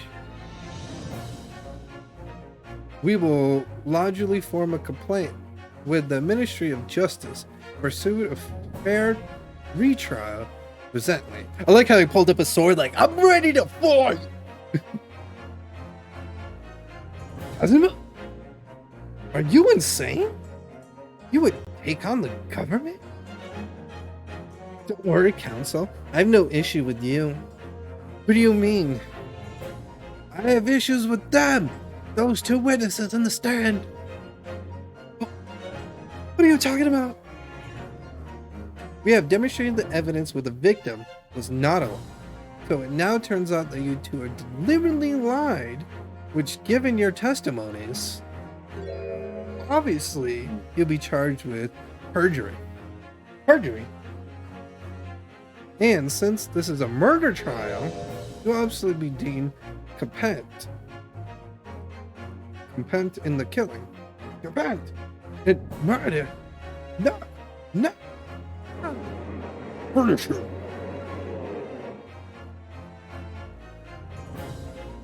Negative. There was no mention at the tactical meeting. I was just following orders. That's right, as the man says. Just say you never saw the gentle woman. That's what they told us. Aha! Oh. What? What did you just say, Kara-san? No. You were just following orders. Hold on, lad. I was, you said you never saw the gentle woman. When you said gentlewoman, do you mean you saw the victim of the lady from overseas? What? Objection! What is the meaning of all this? These witnesses gave false statements. Is this true, you pair? Just one simple slip of the tongue. Order, counsel. Explain what is going on here. It's painfully clear now. You tried to preserve these witnesses from telling the truth. Absolutely not. The prosecution knows nothing.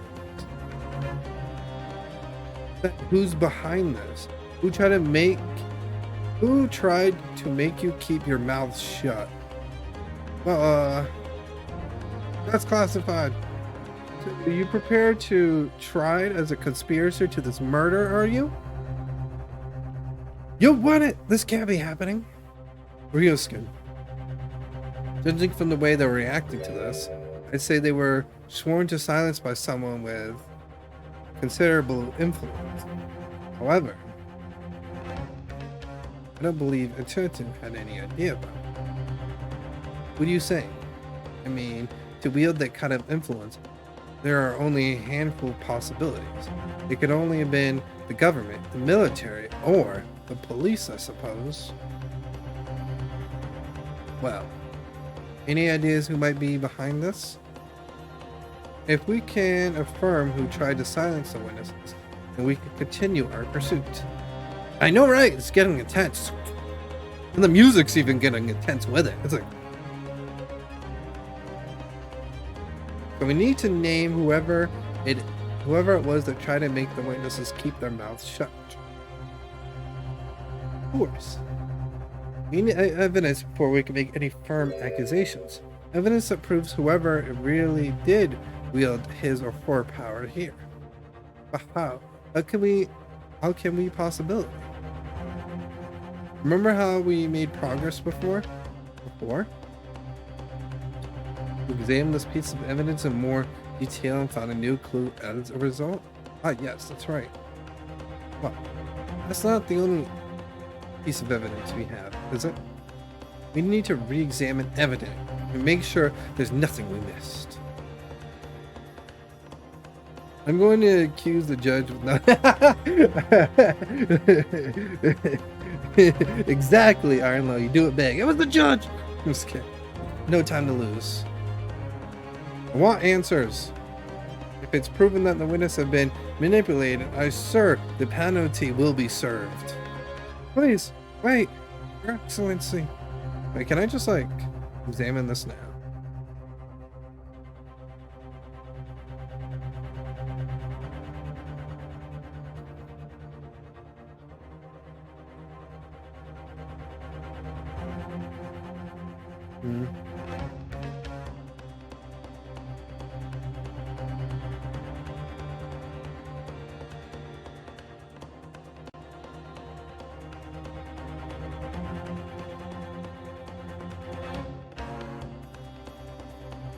Plan of the restaurant raised a number of questions, I think.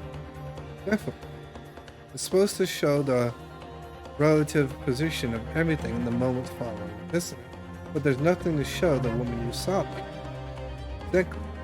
And that's not all. Look here in the upper left where it says kitchen. Oh yes, what of it? No one would use those complicated carriages to write kitchen. Especially not if they were in a hurry. You mean you don't remember those characters yourself, don't you? Study harder.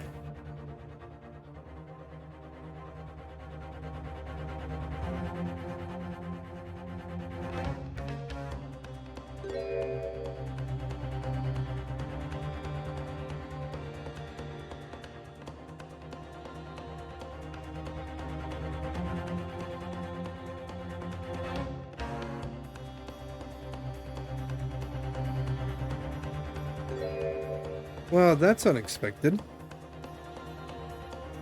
What is it? Look, don't you see it says the witness's name here? Starting to go, what do you say? Oh yes, this is card due to show the person's name. That's sort of the point. It's not the name that's unexpected. It's his job title. His job? Oh, Chief Inspector. Primal Crime Investigator Division. Imperial Police Bureau. Inspector? What on earth? I have no idea. But let's face it. The police have a lot of power and influence. If they're wielding it somehow here. The waiter's business card information has been updated in the court records.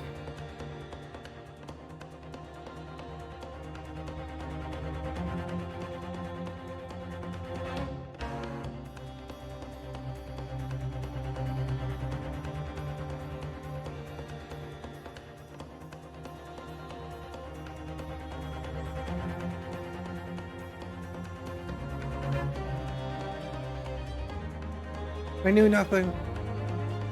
What does the defense have to say about all this, well, Your Excellency. No time to think. Just gonna have to close my eyes and shout out the first name that comes to my head.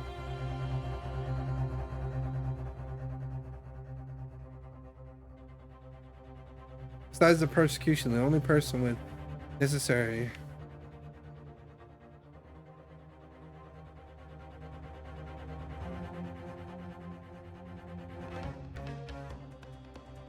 Wait, wasn't...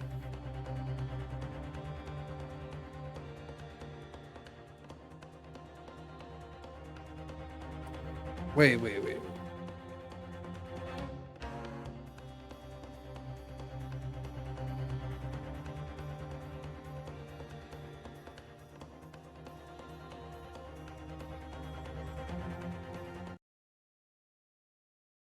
Well, surely that would have been Sanderson. Anderson, the waiter who took the stand earlier. Objection. Poppycock. What possible reason would the waiter have to make these witnesses give false testimony? Not to mention the fact that even a head waiter could not possibly have that level of influence. For once, I would agree with you. If that is, the man truly were a waiter. What if he truly were? Come on, Anderson. Time to hit this court with the truth. The truth about Sonny Anderson, real identity as proven by this evidence.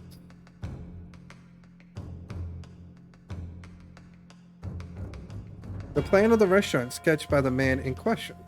I agree it shows great detail and attention. Attention to detail, but I'm not sure we can consider anything. Sorry, Your Excellency. The back of the card. It's the back of the card. That's of the interest. I beg your pardon? Or perhaps I should have said the front. Yes. It's the front of the back of the card where the telling detail is. The judge is like, what? Would someone please explain what this overextended student is trying to say? Stop. Hong says sketch the plan of the restaurant on the reverse side of the business card. The front of the business card reveals that the man in question profession is true profession. Waiter's profession. But that surely...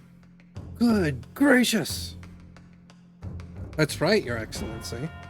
The card reads Chief Inspector Gator, Prime Criminal Investigation Division, Imperial Police Bringer. What? The waiter is a police detective? I haven't heard any mention of this before. Why haven't I heard any mention of this before? The Imperial Police Bureau has immense power, absolute power, as far as regular civilians are concerned. So a witness there in the stand was in fact the waiter who gave you the orders. Was he the one who told you not to mention what you've seen, this foreign gentlewoman at the scene? Well... Oh, the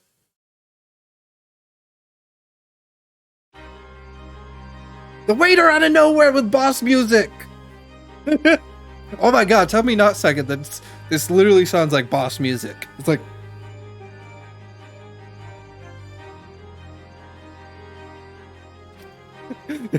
I swear this sounds like boss music. It's like, I'm ready to fight this waiter. Let's go! Inspector Hasugan. I was worried something like this may have happened. The moment you asked me to submit my sketch as evidence, I realized it was a possibility. The court will take the plan and add it to the court's records. Oh, well. Is there a problem? Hand the plan over to the court office at once. I'd rather spend years in jail than be worse in the state. Yep. I know, right? It does. Yes, if I remember now, he did act strangely when the judge asked him to hand over his business card. I strive to carry out all investigations flawlessly. It's my guiding principle. But let myself be distracted when I made that sketch. It was an unusual careless mistake. So you mean to say you're really a detective? Why would a detective be working as a restaurant waiter? Oh, of course, your salary must be terrible. I was working under your salary must be under your salary must stink. I was working undercover. What an insult! Your salary must stink. That's funny. Undercover. Yes, there's been a series of incidents at that restaurant recently. In order to investigate, I decided to get a job there as a waiter, working undercover. Incidents at the restaurant? What kind of incidents? That'd be classified police information, which I am not liable to divulge. However, I can state categorically that they are unrelated to the case of homicide. Very well, Inspector Hassagan, but will you elaborate on one point for the court? Of course, Your Excellency. We just heard new information from your two witnesses besides you that at the time of the shooting, there was in fact another person present at the victim's table. If that is indeed true, clearly you would have been aware of this person's presence, having served at the table. However, your testimony did not allude to the other's diner. Therefore, I am led to assume that in your professional capability as the police officer, you required these witnesses to be in agreement. Would that be correct?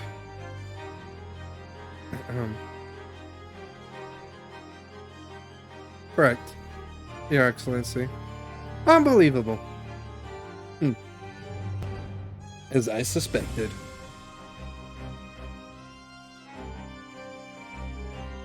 Bang. As soon as I heard the gunshot, I ran out the kitchen to see what happened. The victim sat slumped in the chair beside him. Gun in hand, stood the accused student. Sitting opposite the victim, the same table, was a young lady who I guessed to be an Englishwoman. So the truth comes out.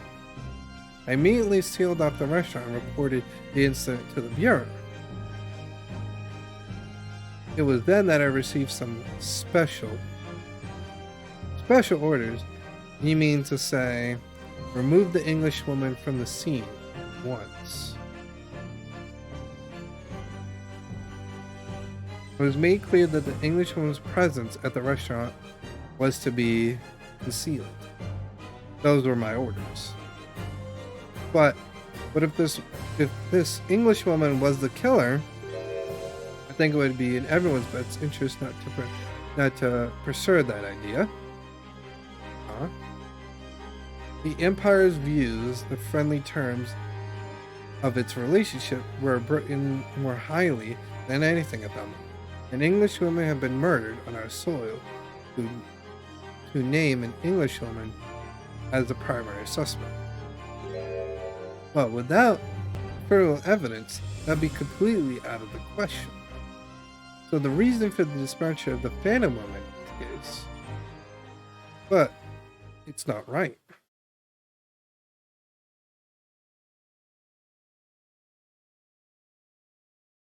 The other lawyer's just sweating bullets. He's like,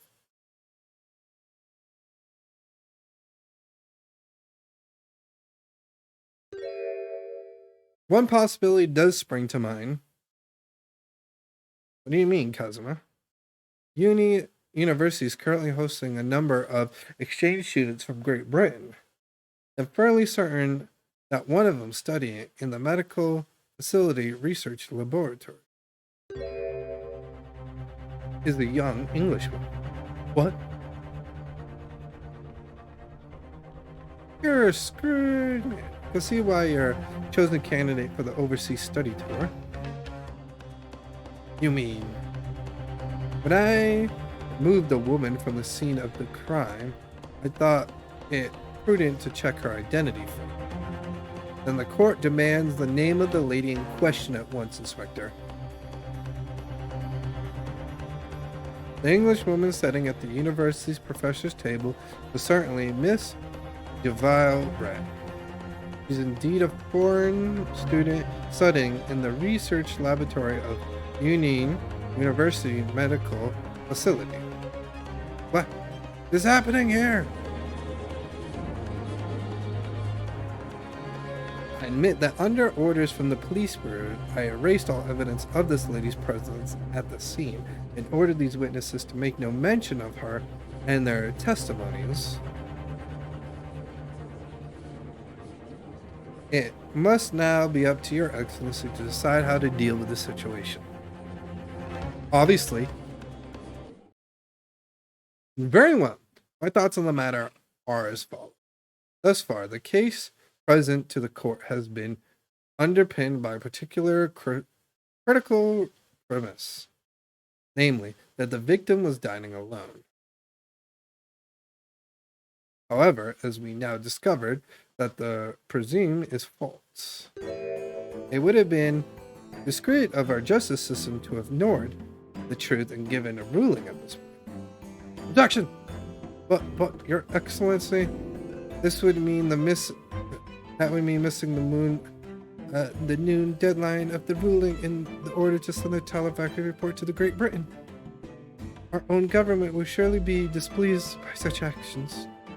Calm yourself, Counsel. I will not allow the government of our country or any other to influence the proceeding of my court. Inspector Wasagan. Yes, sir? You will locate the Giselle Brett and escort her to this courtroom with the utmost urgency. At once, Your Excellency. But that means you're going against the special orders you were given from the police bureau. As I said before, it is my guiding principle to carry out all investigations flawlessly, so it won't be a problem.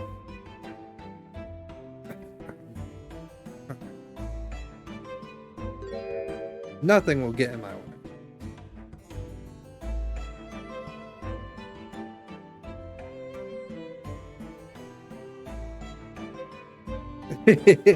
I know, right, Ironlow? Court will adjourn briefly. The prosecution must call this English student Giselle Brett to the witness stand. Do I make myself clear? Yes, Your Excellency. Good. Then we'll have 30-minute recess before reconceiving. To be continued. Ernie.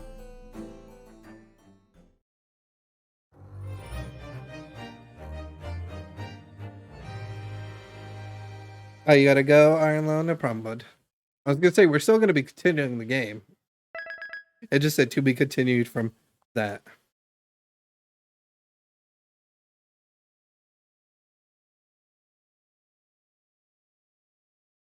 November, 11:30 a.m. Supreme Court. Jurisdiction. Defendant. And to Chamber 5. Alright, before we continue, let me go use the restroom. We're back. Through the upload phase of one of my newest Yoshi population trial, 4 out of 4. It is I'm hoping for it to be really hard. Oh my god.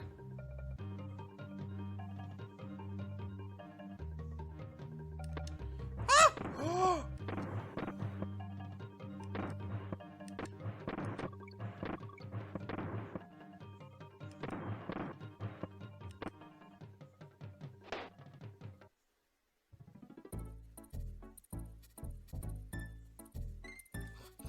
Without the training wheels, you're literally not day one of riding a bike without training wheels, and that's what everything else is in life, you know? Oh. Hi. Oh, I'm not supposed to. Yeah, because what you're supposed to do for the trick seggy, you're supposed to hold grab, jump off, let go of grab, and then jump, and then boom. That's how you do it. I love how like I was missing the move, and then I decided in your head. The only kind of kid TV shows was probably when I was a kid.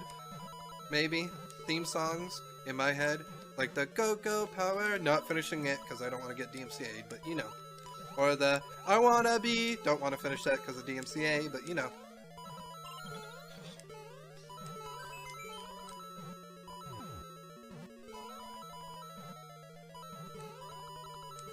Oh!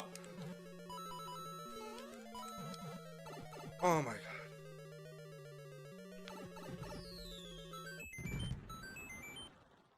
Card tricks. Red.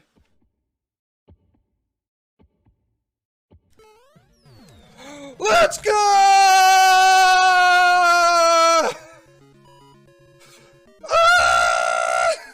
I have it's psychology.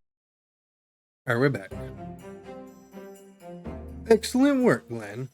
That was superb. My heart was in my mouth the entire time. It was almost unbelievable. I mean, look at you in there. You were drenched in sweat, your eyes popping, your knees knocking, and you were grinding your teeth. It was a grim sight, but before I knew it, you were starting to find inconsistencies in the testimonies. I think you might have a natural talent for being a lawyer. Forget it, it's terrifying. If I get through this, I don't ever want to see the inside of a courtroom again. Anyway, looks like we're exposed your Phantom Lady at last. Miss Javelle Brett, a student from Great Britain. Issue. That's what I was terrified to tell everyone from the start. Dr. Watson wasn't alone. There was a young lady with him, like I've been saying all along. Yes, you have. Haven't you? I might not be overly confident in the courtroom, but my power of observation are one thing I am sure of. What are you guys thinking about this game so far?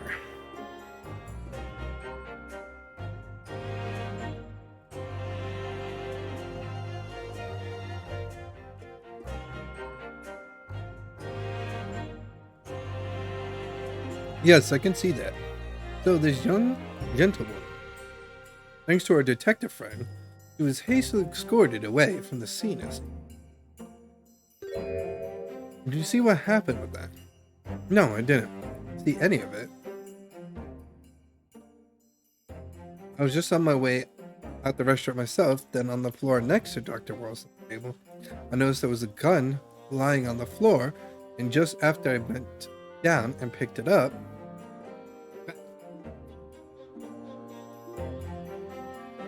I didn't have time to think about where the sound of the gunshot came from. Wagner ran over me, looking white as a sheet, and he bundled me into some small pantry next to the kitchen. As thinking by the detective, he apprehended his suspect without a moment's delay. Yes, and because I was shut in the pantry, I had no idea what happened outside in the dining area.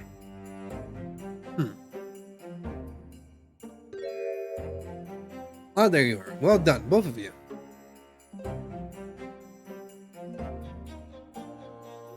Professor Mikataba. Well, it seems I was right. The pair of you making an outstanding team. You exceed my expectations, I may say. Yes, it seems you planned from the start. You arranged things so that I wouldn't be able to act as a lawyer in this trial.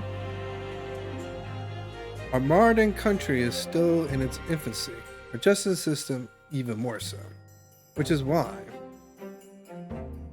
I firmly believe that we need to send our brightest young stars overseas to learn all they can. I wanted to avoid a situation that may have resulted in your study tour to Great Britain being cancelled. Well, it may take no difference, lawyer or otherwise. I am kind of man who can't help his best friend avert the worst crisis of his life. They shouldn't waste everyone's time by going to the studies overseas anyway. What? What are you saying, Kazuma? So that's your stance. I was afraid you'd feel that way. Kazuma. Well then. It looks like it comes down to you, young man. To me? Yes.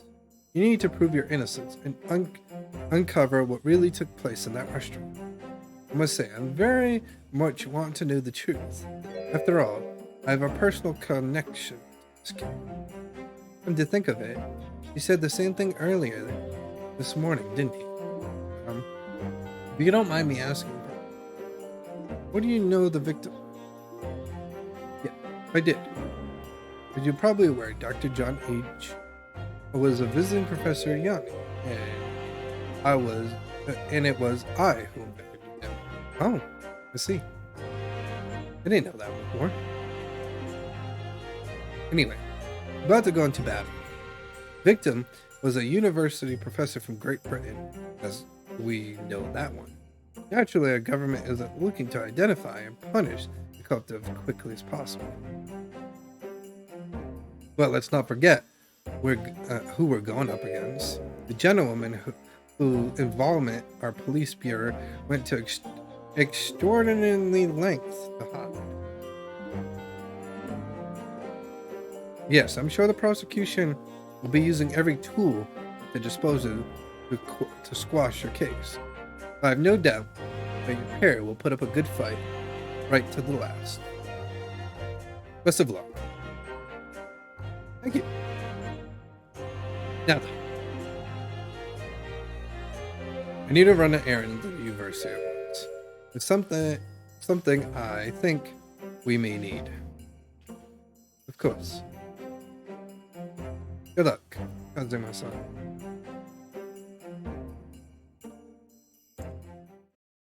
Defend it!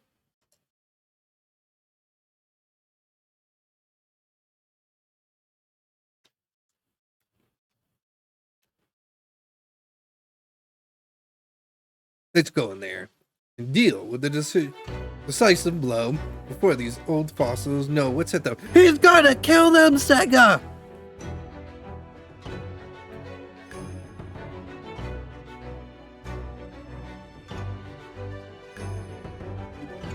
No, literally, look! Listen to that sentence. Let's go in there, deal a decisive blow before these old fossils know what hit them. With his sword up!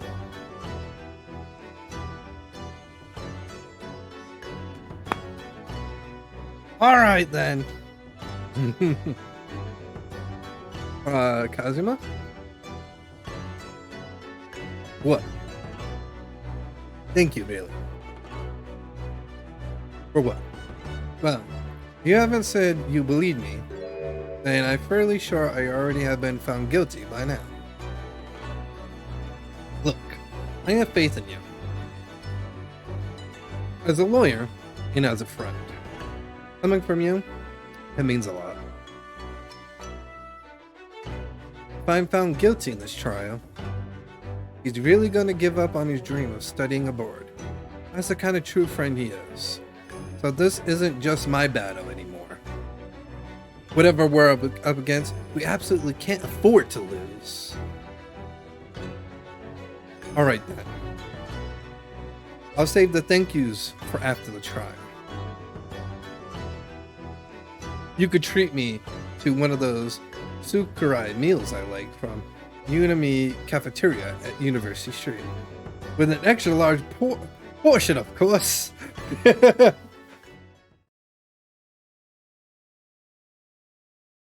22nd November, 12:09 p.m. Supreme Court. Objectification. Courtroom 2.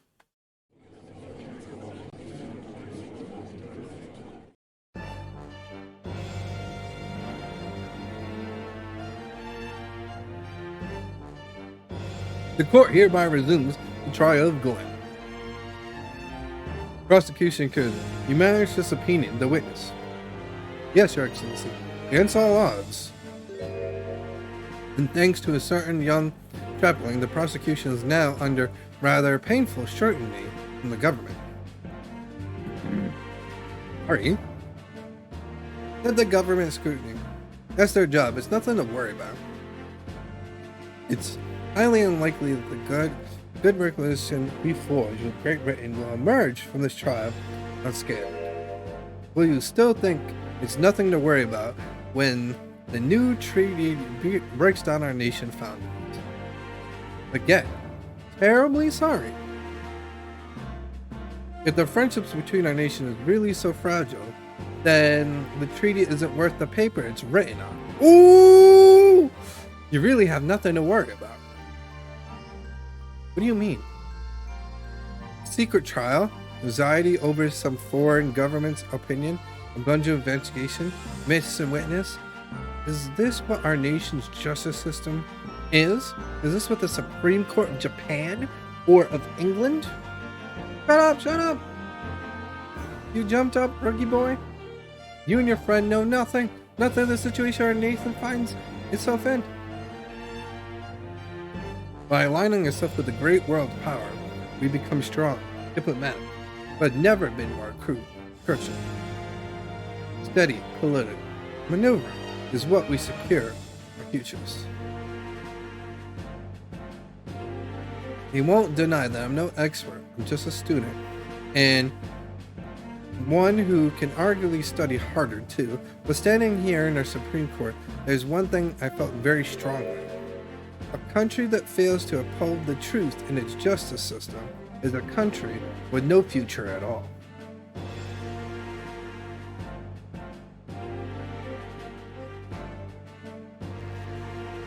Well said, Glenn, despite the wide-eyed look of terror.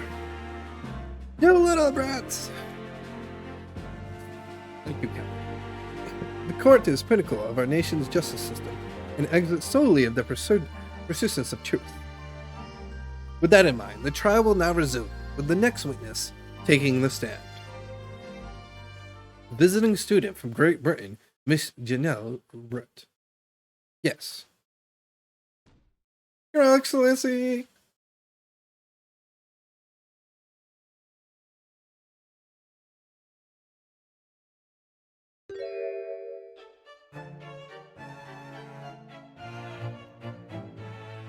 Well, what a delight it is to welcome such a fine gentlewoman to Japan, and from such a distant land. Tea? Someone bring English tea! In England! No decisions take place without tea! This judge. Is that true? No idea. Could we possibly trouble you to state your name and occupation for the court? Of course. My name is... Yes. I've been working undercover as the head waiter at Yes. We all know about you already. Inspector Sen, where are your manners? In England, it's always ladies first. Is that true? No idea. More importantly, a little earlier today, you said something to me. You said your powers of observation are the one thing you're sure of. Ah, yes. I think I did, didn't I? Yet your deceptive description for this amazingly sight was simply a woman. Sorry, Glenn, but your powers of observation aside, your powers of description are sorely lacking. Guilty. So, dear lady, once again, I'm here to trouble you for your name and occupation.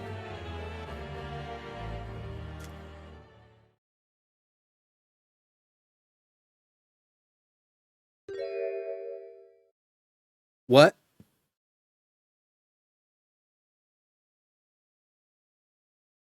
What? What did she say?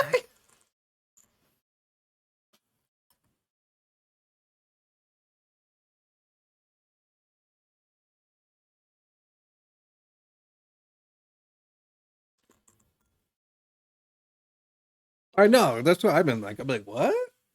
I'm terribly sorry, dude, lady, but what?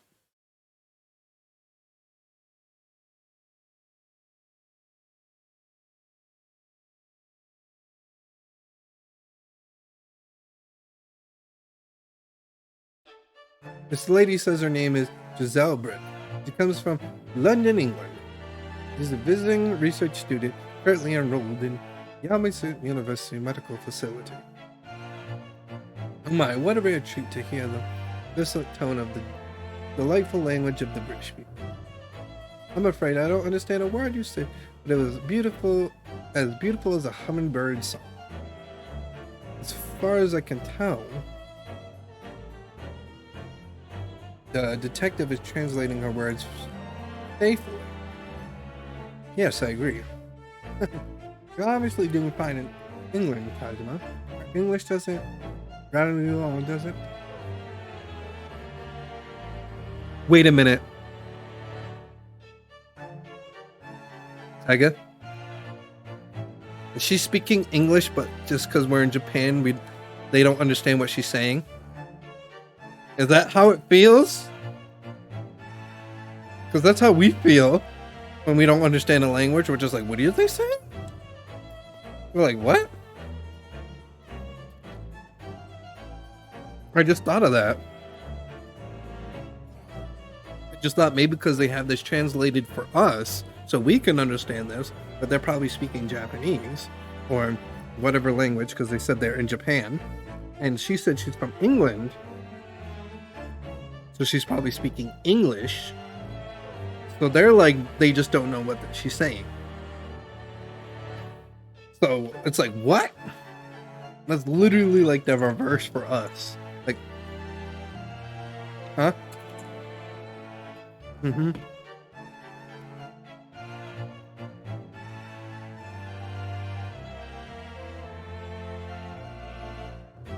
This court thanks the beautiful lady for taking this step.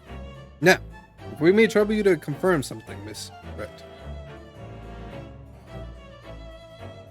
3 days ago, at a restaurant called Le Cavanagh, a grim murder took place. The court has been led to believe that you were dining with the victim, Dr. Wilson. Is this correct?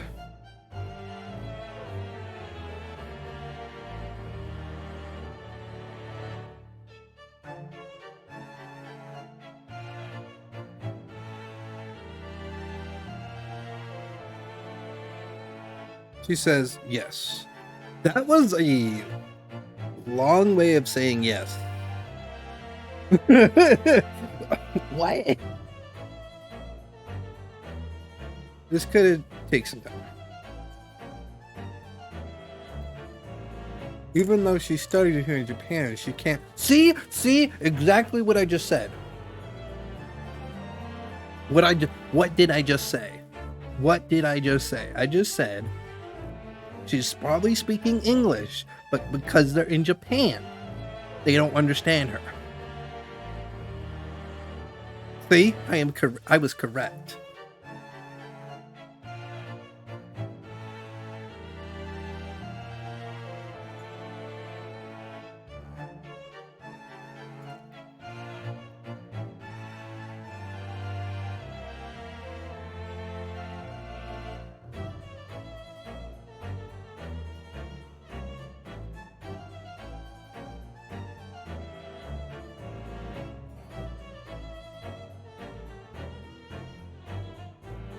She'd like to apologize for disappearing from the scene.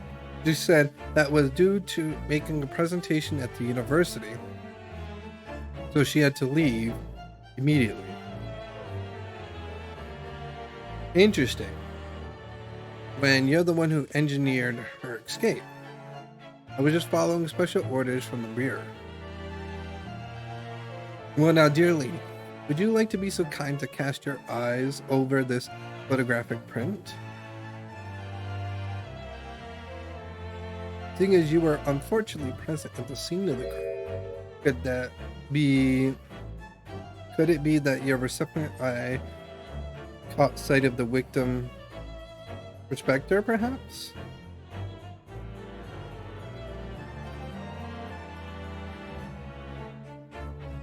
Apparently, it's very frightening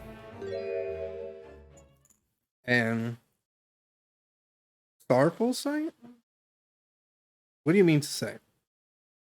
Yes, it would appear that the lady did witness the crime, The very moment when the accused, standing right there in this courtroom, shot the victim in cold blood. What?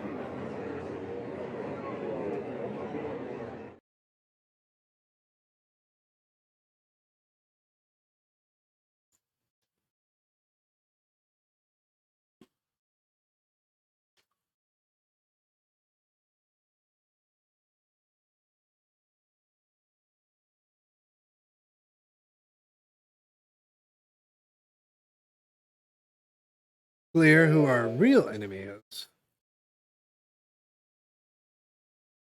Fortunately, I will have to ask you to formally testify if you will, please. Finally tell the court the exact nature of this frightening and sorrow sight you described. Why is she hiding her face? It's like we can't see who she is.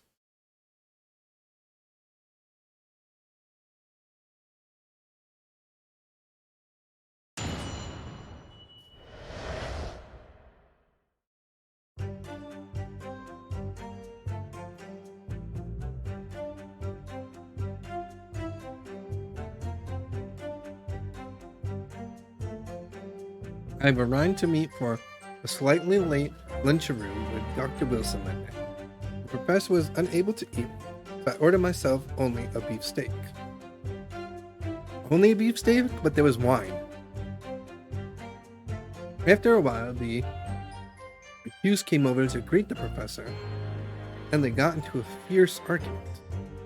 And not too long afterwards, the accused took the professor's gun and shot him right before my eyes.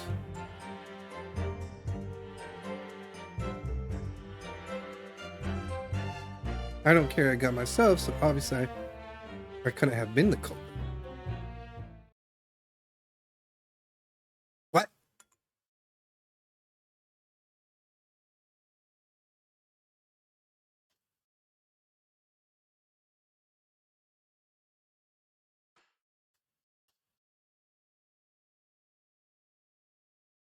Look at you, black-hearted, black guns.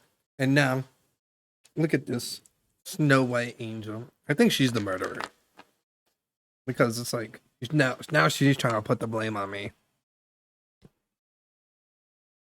I'm sure even a dark-minded scoundrel like you can imagine whose words the court is going to believe.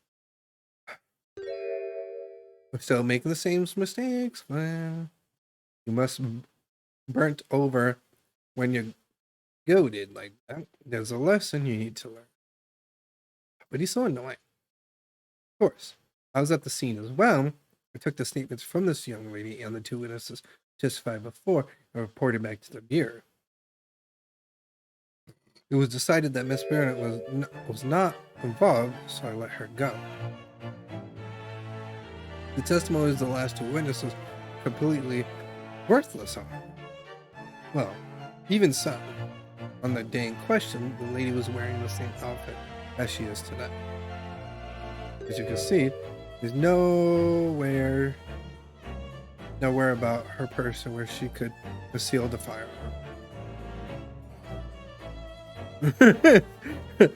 Am I right? She could hide the gun anywhere she wanted to.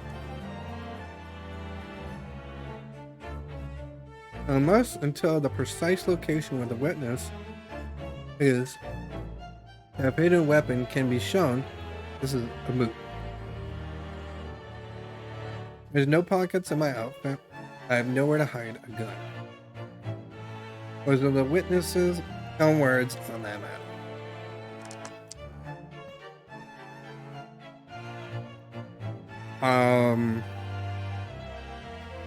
Sir?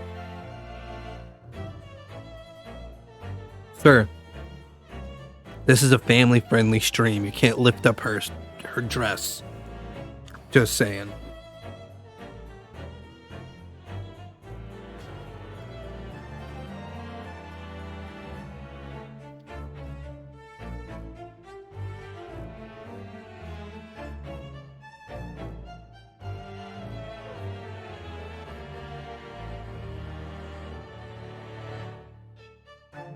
You're right about that, which means this lady was hiding a gun somewhere.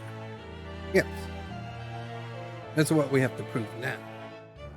To do so, we're going to need to pull her testimony apart.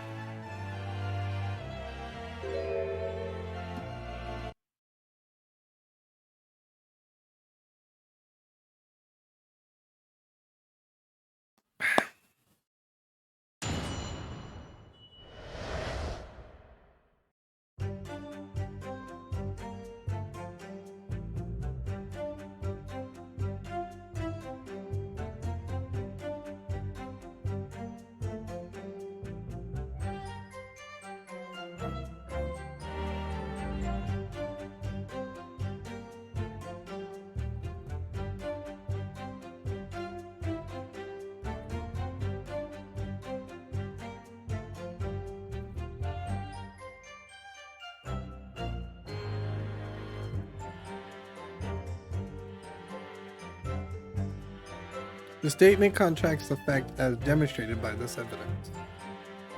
Uh-oh, I got that wrong. As far as I can tell, there's nothing untowards about this evidence. But that... Pull yourself together. You're looking through your eyes. It's about to pop out your head. Oh no, I got that wrong.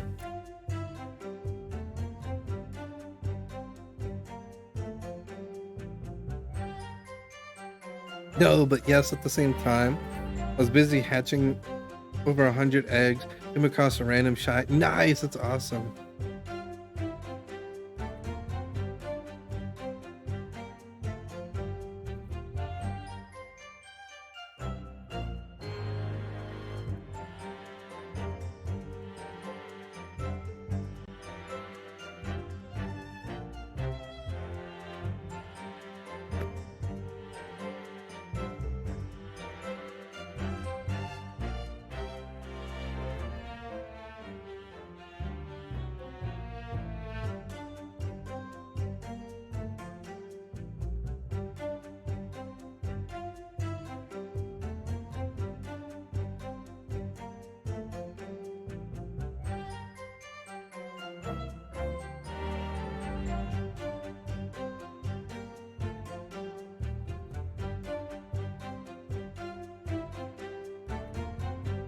After 2 p.m. in fact. That's really quite a late lunch, isn't it? Objection! You don't keep up with the latest fashions from Britain, do you? Late lunch rooms are vague, isn't that right? No. Huh? Decisive English no. There's quite a sting to it. This gentlewoman is currently working in the victim's research lab, as it seems. There was apparently a delay occurrence that they would have lunch together. But on the day in question, the victim had another appointment at the clinic first. Yes, which we could prove from the medical report card. That was submitted as evidence earlier. That's right. Miss Burnett and the victim went to lunch following the victim's treatment, which is why it was so late. Yes. All makes perfect sense. Such wonderful logic. What a shining example of English intelligence. This final and genuine. This guy is such a kiss butt. You both arrived at the restaurant. What happened next?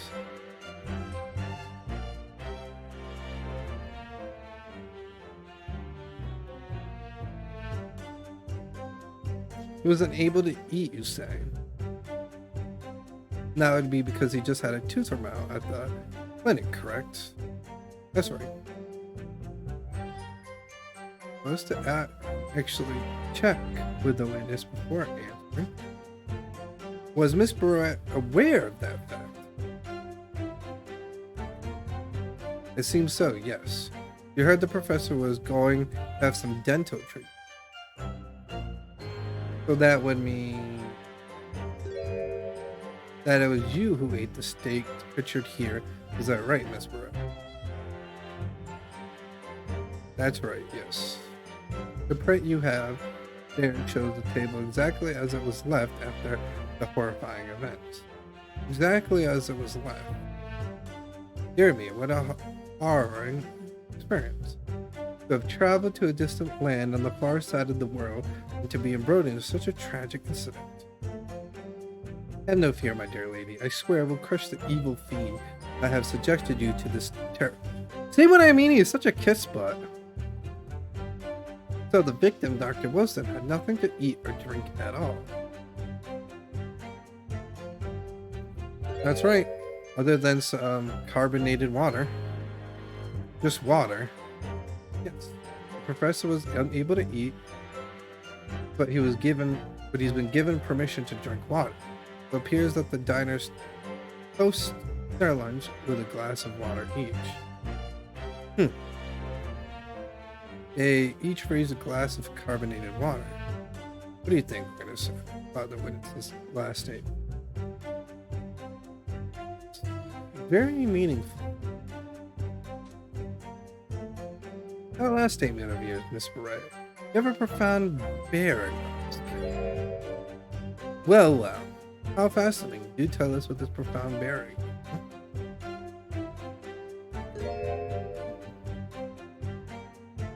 The significance of the statement will become apparent when the time is right.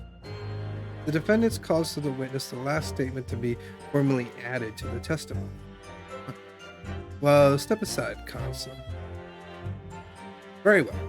Miss Barrett, kindly repeat what you just said to be added to your official testimony. Gladly, she said. That's brilliant, Counsel Scannet. I'm gonna remember that one. Which one? The significance will become apparent when the time is right. I could really use that phrase. I hope there's some more useful tips you're picking up from from this experience than that. I ordered a beefsteak for myself, and the professor I said cheers over grass. But there's no other drink.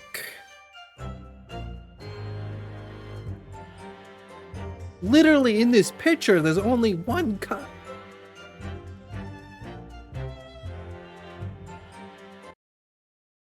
There's literally only one cup. That's it. Let me just confirm something, please. It is to do with this photographic print. It's just a short while ago you spoke of this print showing the victim's table at the crime scene. That it was exactly as it was left.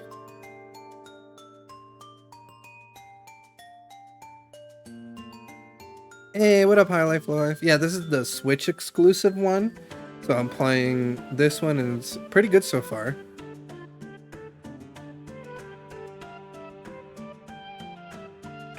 That's correct, the lady says. Well, that is it? It's odd. Very odd. Dear me, what's odd that the defense allowed you to express yourself? How you doing, High Life, Low Life? You doing good, my friend? What can I say? What is about the print that looks odd to you? Well, obviously, it is the cheers. The cheers? Miss Brenner just told us she and the professor said cheers over a glass of water. But if that's true, there should be 2 glasses on the table, not 1. I'm happy you're doing well, my friend, and no problem. Oh. You're quite right, Counsel. There's only 1 glassed pitcher here. Objection! We're supposed to be impressed by this nitpicking over minutia? What possibly difference does that present or absence of a glass make on this case? Objection! Minutia, you say? Could it be that the detective here removed the glass from the table to conceal the lady's presence? Of course not. I would never do something so reckless. But then there should be 2 glasses on the table. Or you're going to try to tell me that you can only click with 1. You're quite right. I certainly took 2 glasses to the table.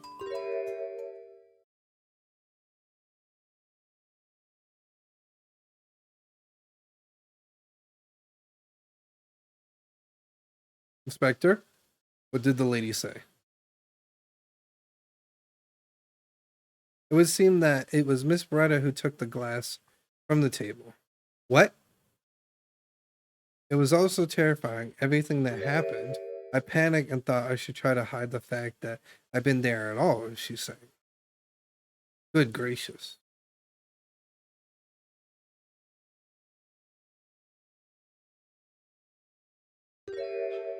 Sorry.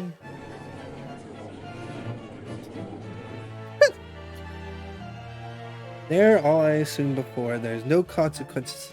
Wow. Oh, please.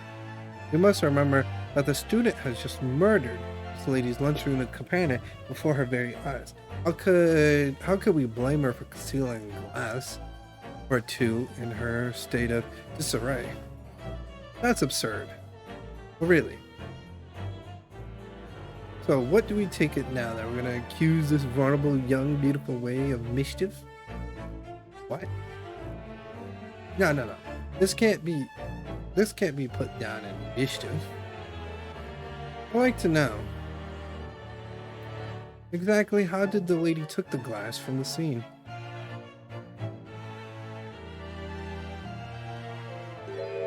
It would seem that she slipped into a small handbag she was carrying. Handbag, you say? Let's check. Let's see. A small handbag pouch commonly carried by well-to-do women in England. So the beautiful lady was very graciously explained how she removed the glass from the scene. However, the fact remains that glass has absolutely no bearing on the case. The student has been just trying to confuse the court with the logical reasoning, but in the end it comes to nothing. No more persistent accusations. We have wasted enough time already. Indeed, the lady has offered a sanctioned explanation as to why she removed the glass. I think that henceforth we can resolve the matter to no bearing on the case. Counsel for the defense, are you in agreement? Well, really now. You want to persuade the matter further. You're going to need to show that it has some deeper significance. Yes, you're right. So she took the glass away in her handbag. There's a difference. The handbag! Wait, the lady put the glass in a handbag, you said? Yeah, you're trying to keep up. It's already been explained to the courtroom that, oh, yes. A little while ago, Miss Brenner stated the following. There's no pockets in my outfit. I had nowhere to hide a gun. But what she forgot to mention was her handbag, which it would be perfectly possible to conceal a gun. You were right. Well done, partner. I had a feeling you picked up on that too. What are you insinuating? A vile blackguard? It's really very simple. The gunshot was heard before the defendant picked up the gun from the restaurant floor, as he didn't fire the gun. We could deduce there must have been another firearm at the scene. A true murder weapon, if you will. You can't be serious. Be suggestive. Inspector Hasagan. Yes. Did you or did you not search Miss Jasmine Brent's handbag on the day of the murder? No, sir. I did not. As I thought. In other words, another gun, that one that was actually used to kill the professor, could have been hidden in Miss Beretta's handbag. No! Order. What is the meaning of this, Inspector? The meaning of what, Prosecutor Asuni? Why on earth did you not have the lady open her handbag and show you the contents at the time?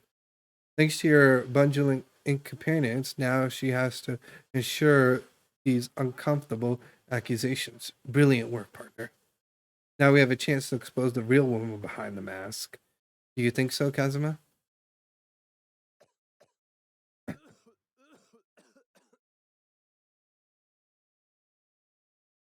Well, what a sorry situation. Clearly you have no faith in the police. Huh? As I said, I did not search the lady's handbag after the shooting simply because it was unnecessary. Unnecessary? In what way? I had to thank the student lawyer. Really. I have a piece of evidence here that I completely forgot. How do you complete an evidence? Photographic print.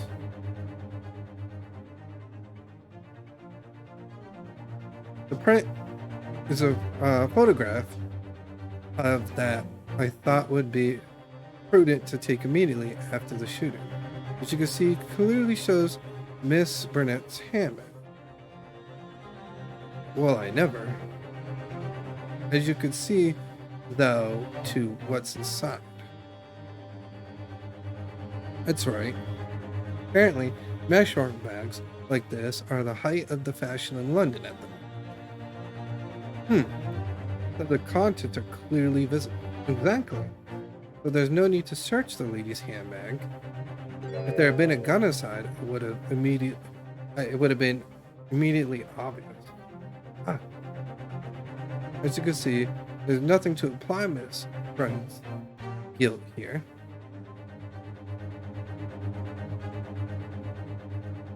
Thank you for helping to prove that. Ah.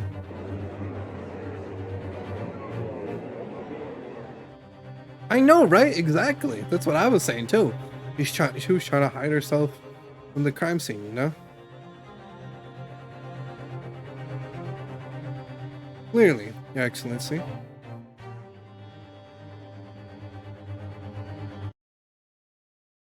I think you had long enough to cross-examine the witness counsel. No!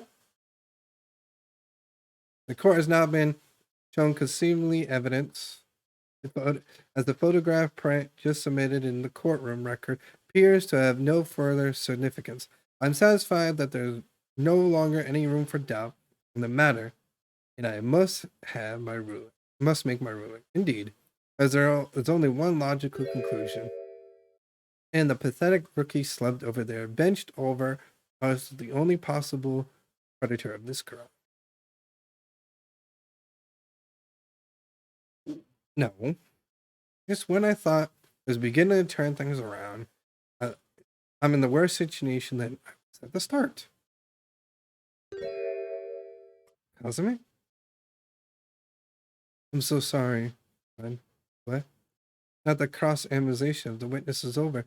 There's no way to force the trial to continue. What? You mean this is it? Tisk, tisk, tisk.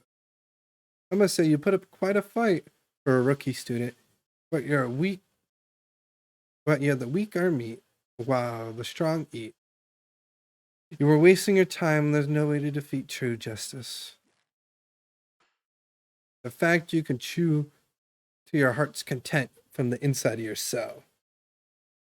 This can't be happening. Am I really going to be found guilty of a crime that I didn't commit? Kazumi? Your dream of going to study in Great Britain will slip through.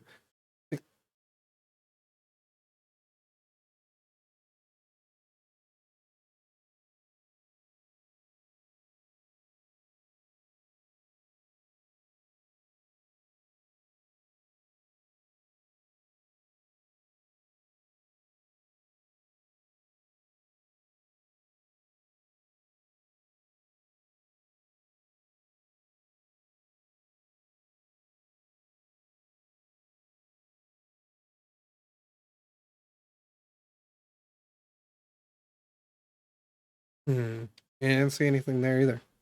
Huh. Kazumi, what? Is this really no chance now of turning the trial around? You hear the judge. There's nothing about that last photograph which means there's no basis on which we can argue for the trial to continue. Very well. I will now proceed immediately to the ruling. It seems that we're going to be able to report to the British government on time after all. Smug. Citizen have considering all of the evidence placed before me. Yes. What? Wait, Your Excellency. I don't think you could rule on this case yet. Objection! The amateur is getting tedious. His Excellency deems that the trial is over. He is giving his ruling. This is the most basic protocol of the courtroom. Yes. Just a moment ago you said this.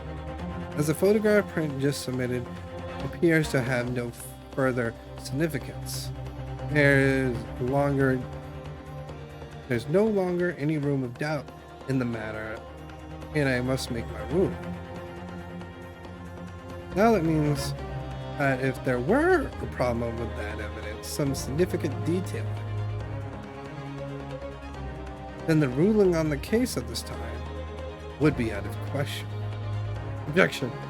This is blasphemy, straw bunching. Look at this photographic print.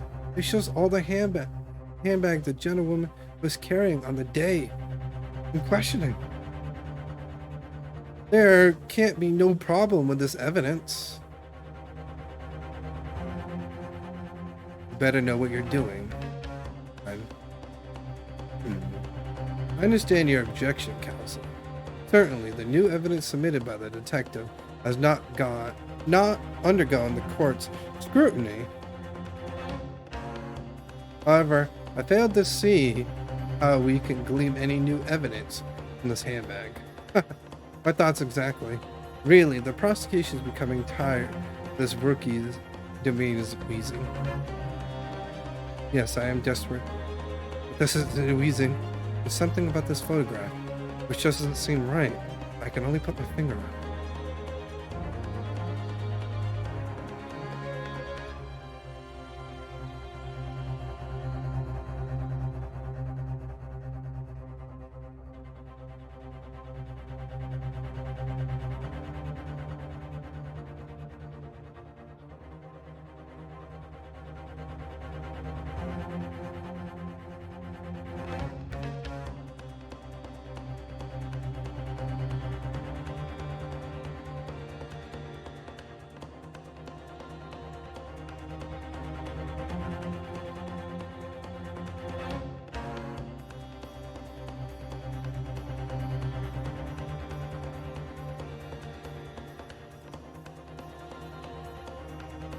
I don't notice anything.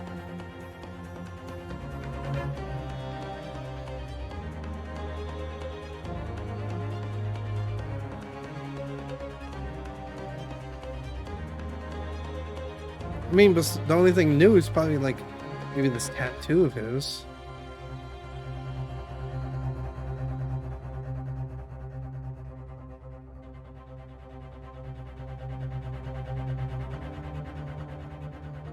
Very well. We'll grant the defense one final opportunity. What? But be warned that if I'm unsatisfied by your response, here the trial will be over with immediate effect. I couldn't find anything the first or second time. Do I make myself clear? Yes, sir. Your Excellency. So, take another look at this photographic part, Inspector. Submitted. You will identify the court where in the print you will see the significant detail to which you have alluded. Was I right? Is it his tattoo? No, it's not his tattoo.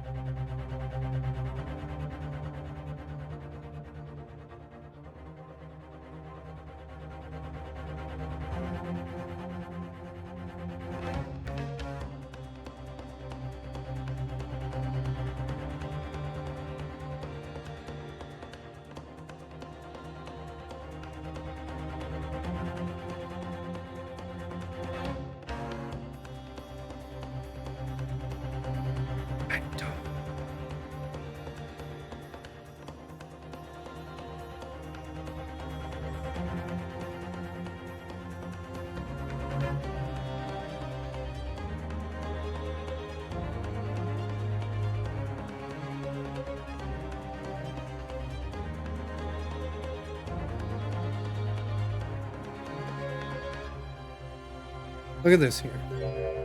It's a very unusual mark on the victim's wrist. That is true. It looks almost like a burn of some description. Objection. Hear me. Suppose pondering with the new piffle would come out with a burn, you say, on the victim's wrist. Clearly, this has nothing to do with the lady's magnificent lady's handbag. Yes, that is a burn mark, you're right. Go on, Inspector. The police coroner also noticed it when we were performing the post-mortem exam.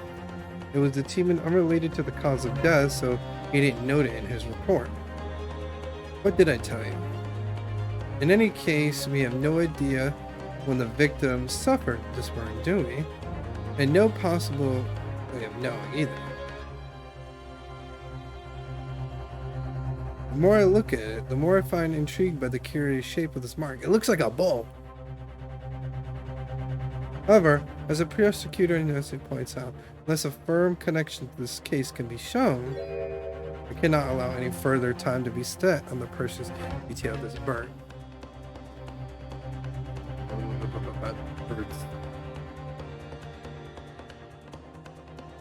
Excuse me, Your Excellency. It would seem Miss Burnett had lunch appointment with the dean and other university staff. We would like to know if she may be excused from the stand. Oh, of course. No, wait. No.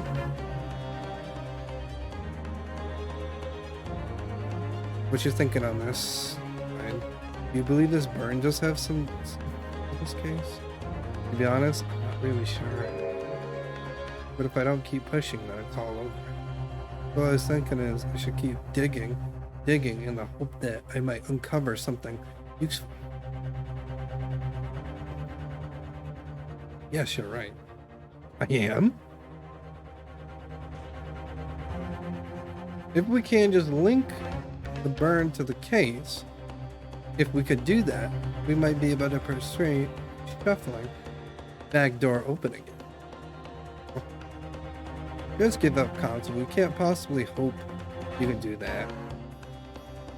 Indeed, I'm afraid that without evidence, I cannot allow you to persuade what is little more than conjured. But if we had evidence that inferently linked the burn on the victim wrist to the case, would you allow it? I would, yes. Tell the truth, I didn't notice the burn. But as soon as you pointed out, what I did notice was the color draining from Miss Burnett's face. Really? I have to find some link between the burn and the case.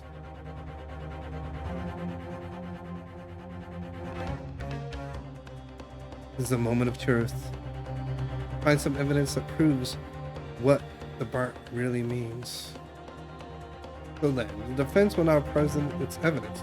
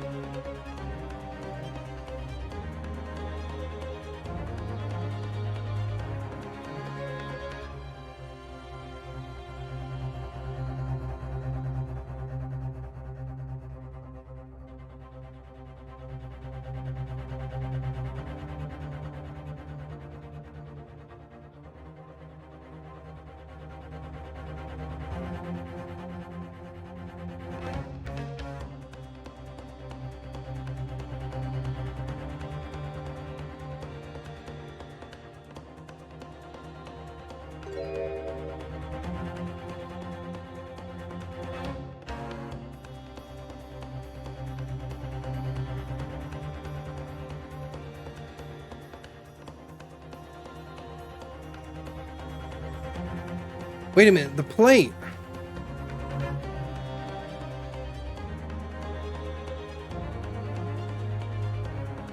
The plate! Oh my god. That guy, I literally just big brained that. Because didn't I say that?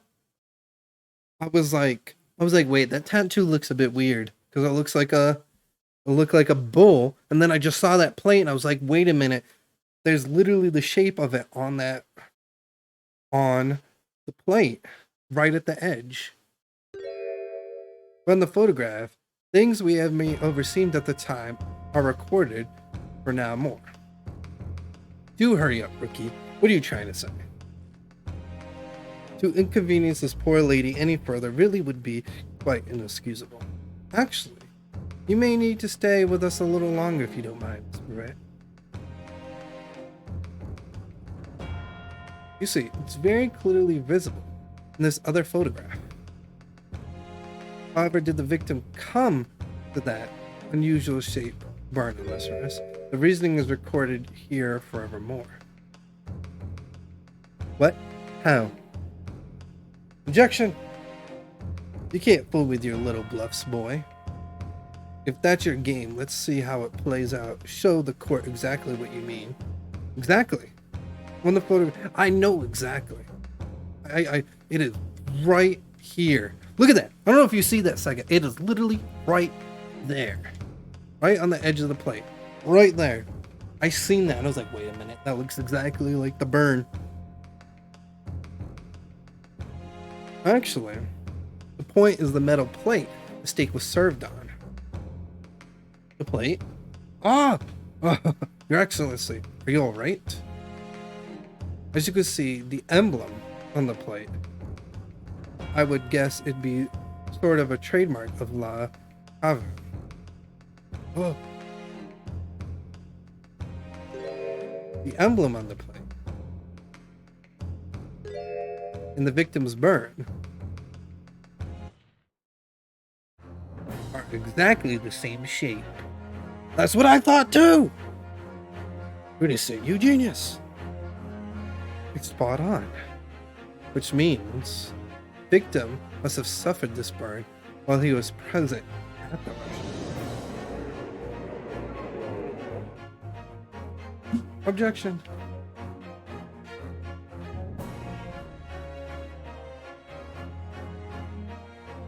It could have been there the day before or the day before that. It's most likely happened at some other unrelated time. What? Objection. Sadly, prosecutor again, the chance of that are extremely slim. Thanks. Why? The outline of the burn is clearly disnumbered. Such a serious injury would have caused quite a commotion in the restaurant. Wouldn't you agree, Inspector? Can't imagine having missed such a terrible disaster, certainly. But I would say, looking at the picture of the wound, that it wasn't suffered very long ago. And although it's not very particularly long burn, it's extremely well defined, as the defense just pointed out. This is no mild burn, that's for sure. Can you be more specific, Inspector? Well, let's see. If the plate was around 90 degrees centigrade, and a burn like that would have taken around 3 seconds, that's inconceivable that the victim would have let out a scream of pain. I've been investigating at the restaurant for several weeks already. I've not heard anyone scream at all.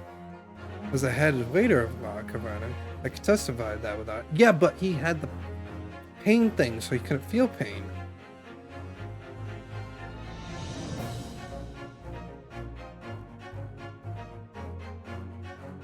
That's funny. But you're a detective, not a waiter. Yes. There you have it. Something isn't right here. As the detective said, anyone who burnt themselves on a pinging hot plate for 3 seconds would have screamed in pain. But there's no questioning. Yet Inspector has never heard the professor scream on that day, or any before it. That's right. And the strange thing is, on that day, he was shot. I didn't hear him cry out either. What are you suggesting? Well, if the professor had carelessly laid his wrist on the plate for anything like 3 seconds that day, that would have been beyond careless, I think, counsel. Then the rest of us in the restaurant, myself, the sergeant, and the antique dealer, all of us would have, without question, have heard him scream.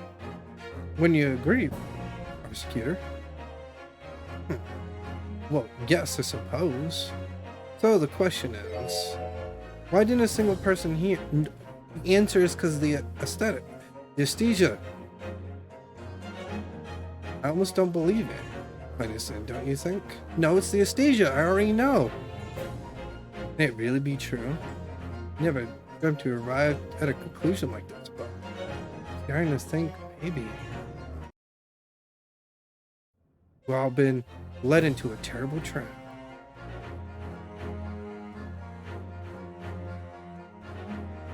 There's only one exclamation I can think of that makes a lot of sense to this imperial possibility.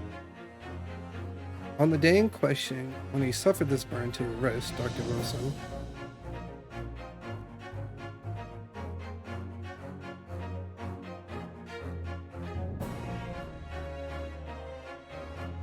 would have thought maybe because he was the anesthesia, he would have known. I thought maybe more he didn't notice because the anesthesia. No, because that wasn't his plate.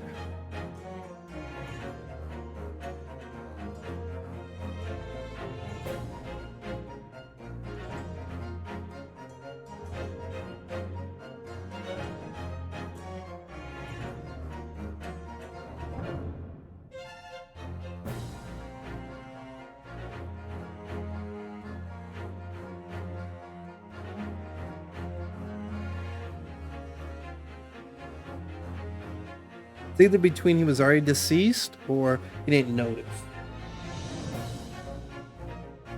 I would have think maybe he was already. He didn't notice because of the anesthesia.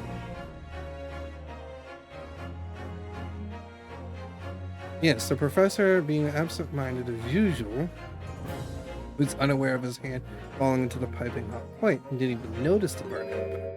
He didn't even know the professor, and yet here you are labeling him as a bumbling scatterbrain. How about I hold your wrist on a hot plate? We'll see how your bumbling scatterbrain cools. What? Perhaps this scream will let you wake up. Well, it's nice that there's a frankness developing between us, partner. Don't call me partner after coming out with nonsense like that. This is a critical moment. It may very be our only chance to turn things in our favor. But come on, man. You could do it. Or rather, you have to do it. The only one who can. Oh, I was wrong. I was right I was right on the other one. He was dead. Because that's what, remember I said those were my two?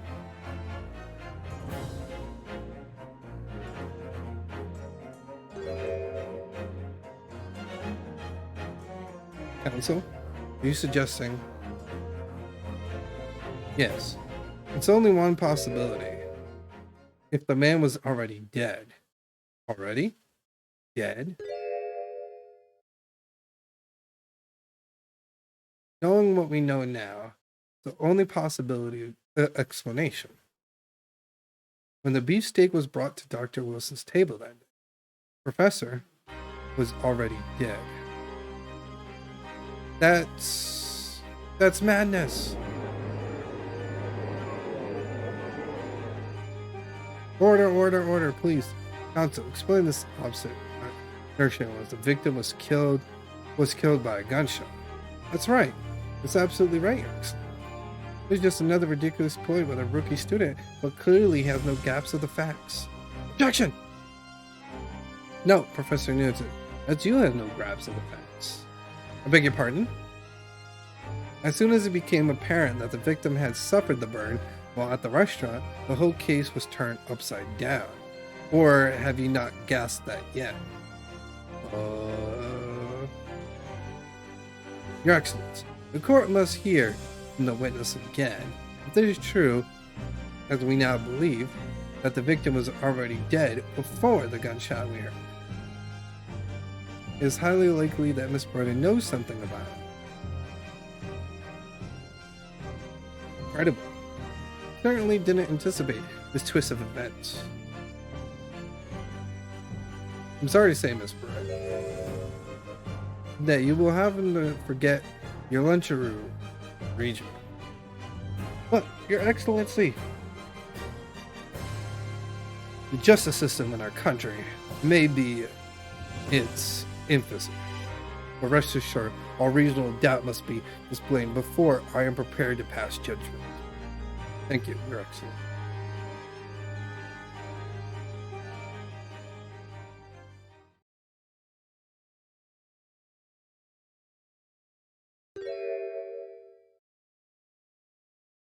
What was that smile?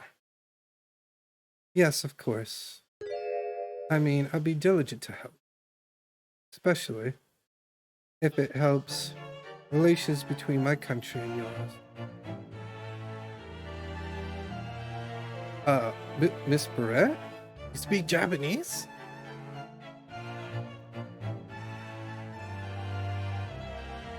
Well, of course I do. I'm studying in your country after all. But then, why have you been speaking through an interpreter until now? My mother tongue, the Queen English, is the most refined and elegant language in the world.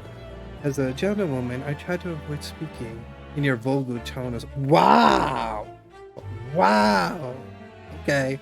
Insulting.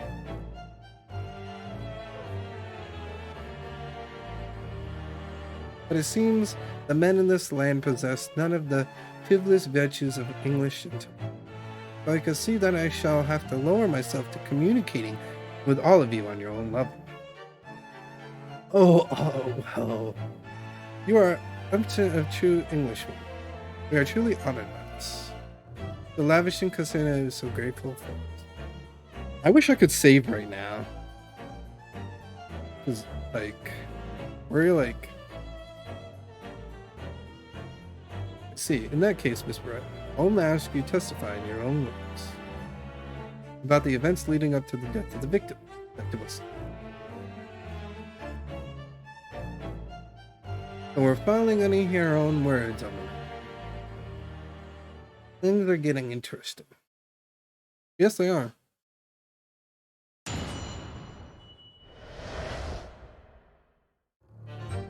Unfortunately, I have no idea when the poor man burnt his wrist like that. When the waiter brought my steak, the professor and I raised our glass to the toast. As far as I heard, the post-mortem report showed no other possibility cause of death besides the gunshot. If there's some other way a man's life can be taken without leaving a trace, please do show me. But of course, this country's inferior investigation technique probably won't pick up on it.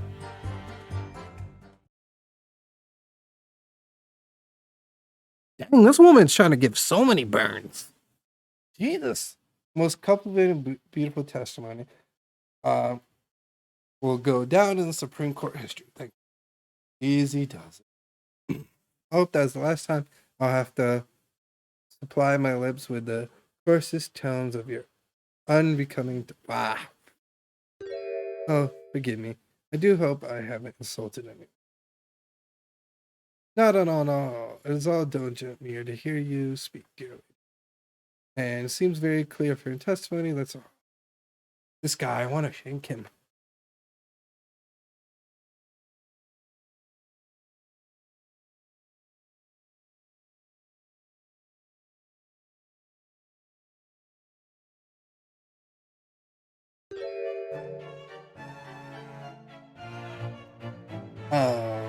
Thanks.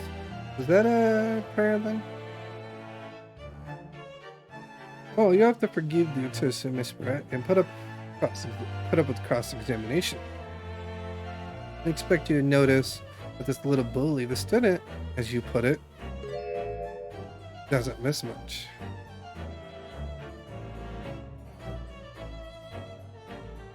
I'm sure I don't need to remind you, counsel, that this will be your final cross-examination this trial. If you fail to demonstrate any problems with this witness testimony, I will be ruling on the case immediately. Is that clear? I wish I could save right now, Sega. I'm pressing the button for options. Wait, no, I'm not. I'm pressing it. Oh my god, I could save?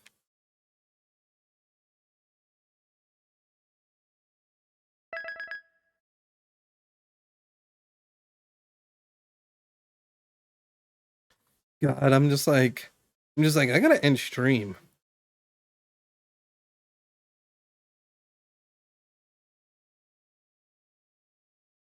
I'm like, I gotta end stream. I'm like, I'm not gonna sit here like.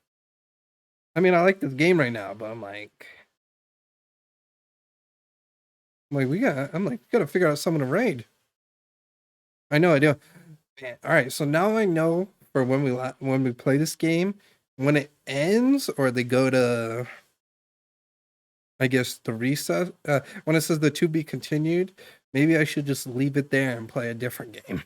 Because I thought, oh hey, maybe I can get to the next to be continued, and I'm like, Jesus Christ, this is like, I'm liking the game, but I feel like it's a long standpoint from one area to the next, you know?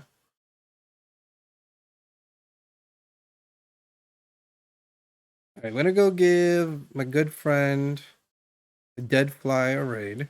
He's not family friendly, but I'm gonna go show him some love. Ah, I hope you guys like this game. I'm liking this game as well. Thank you, Dragon Hunter. I appreciate it. I'm liking this game.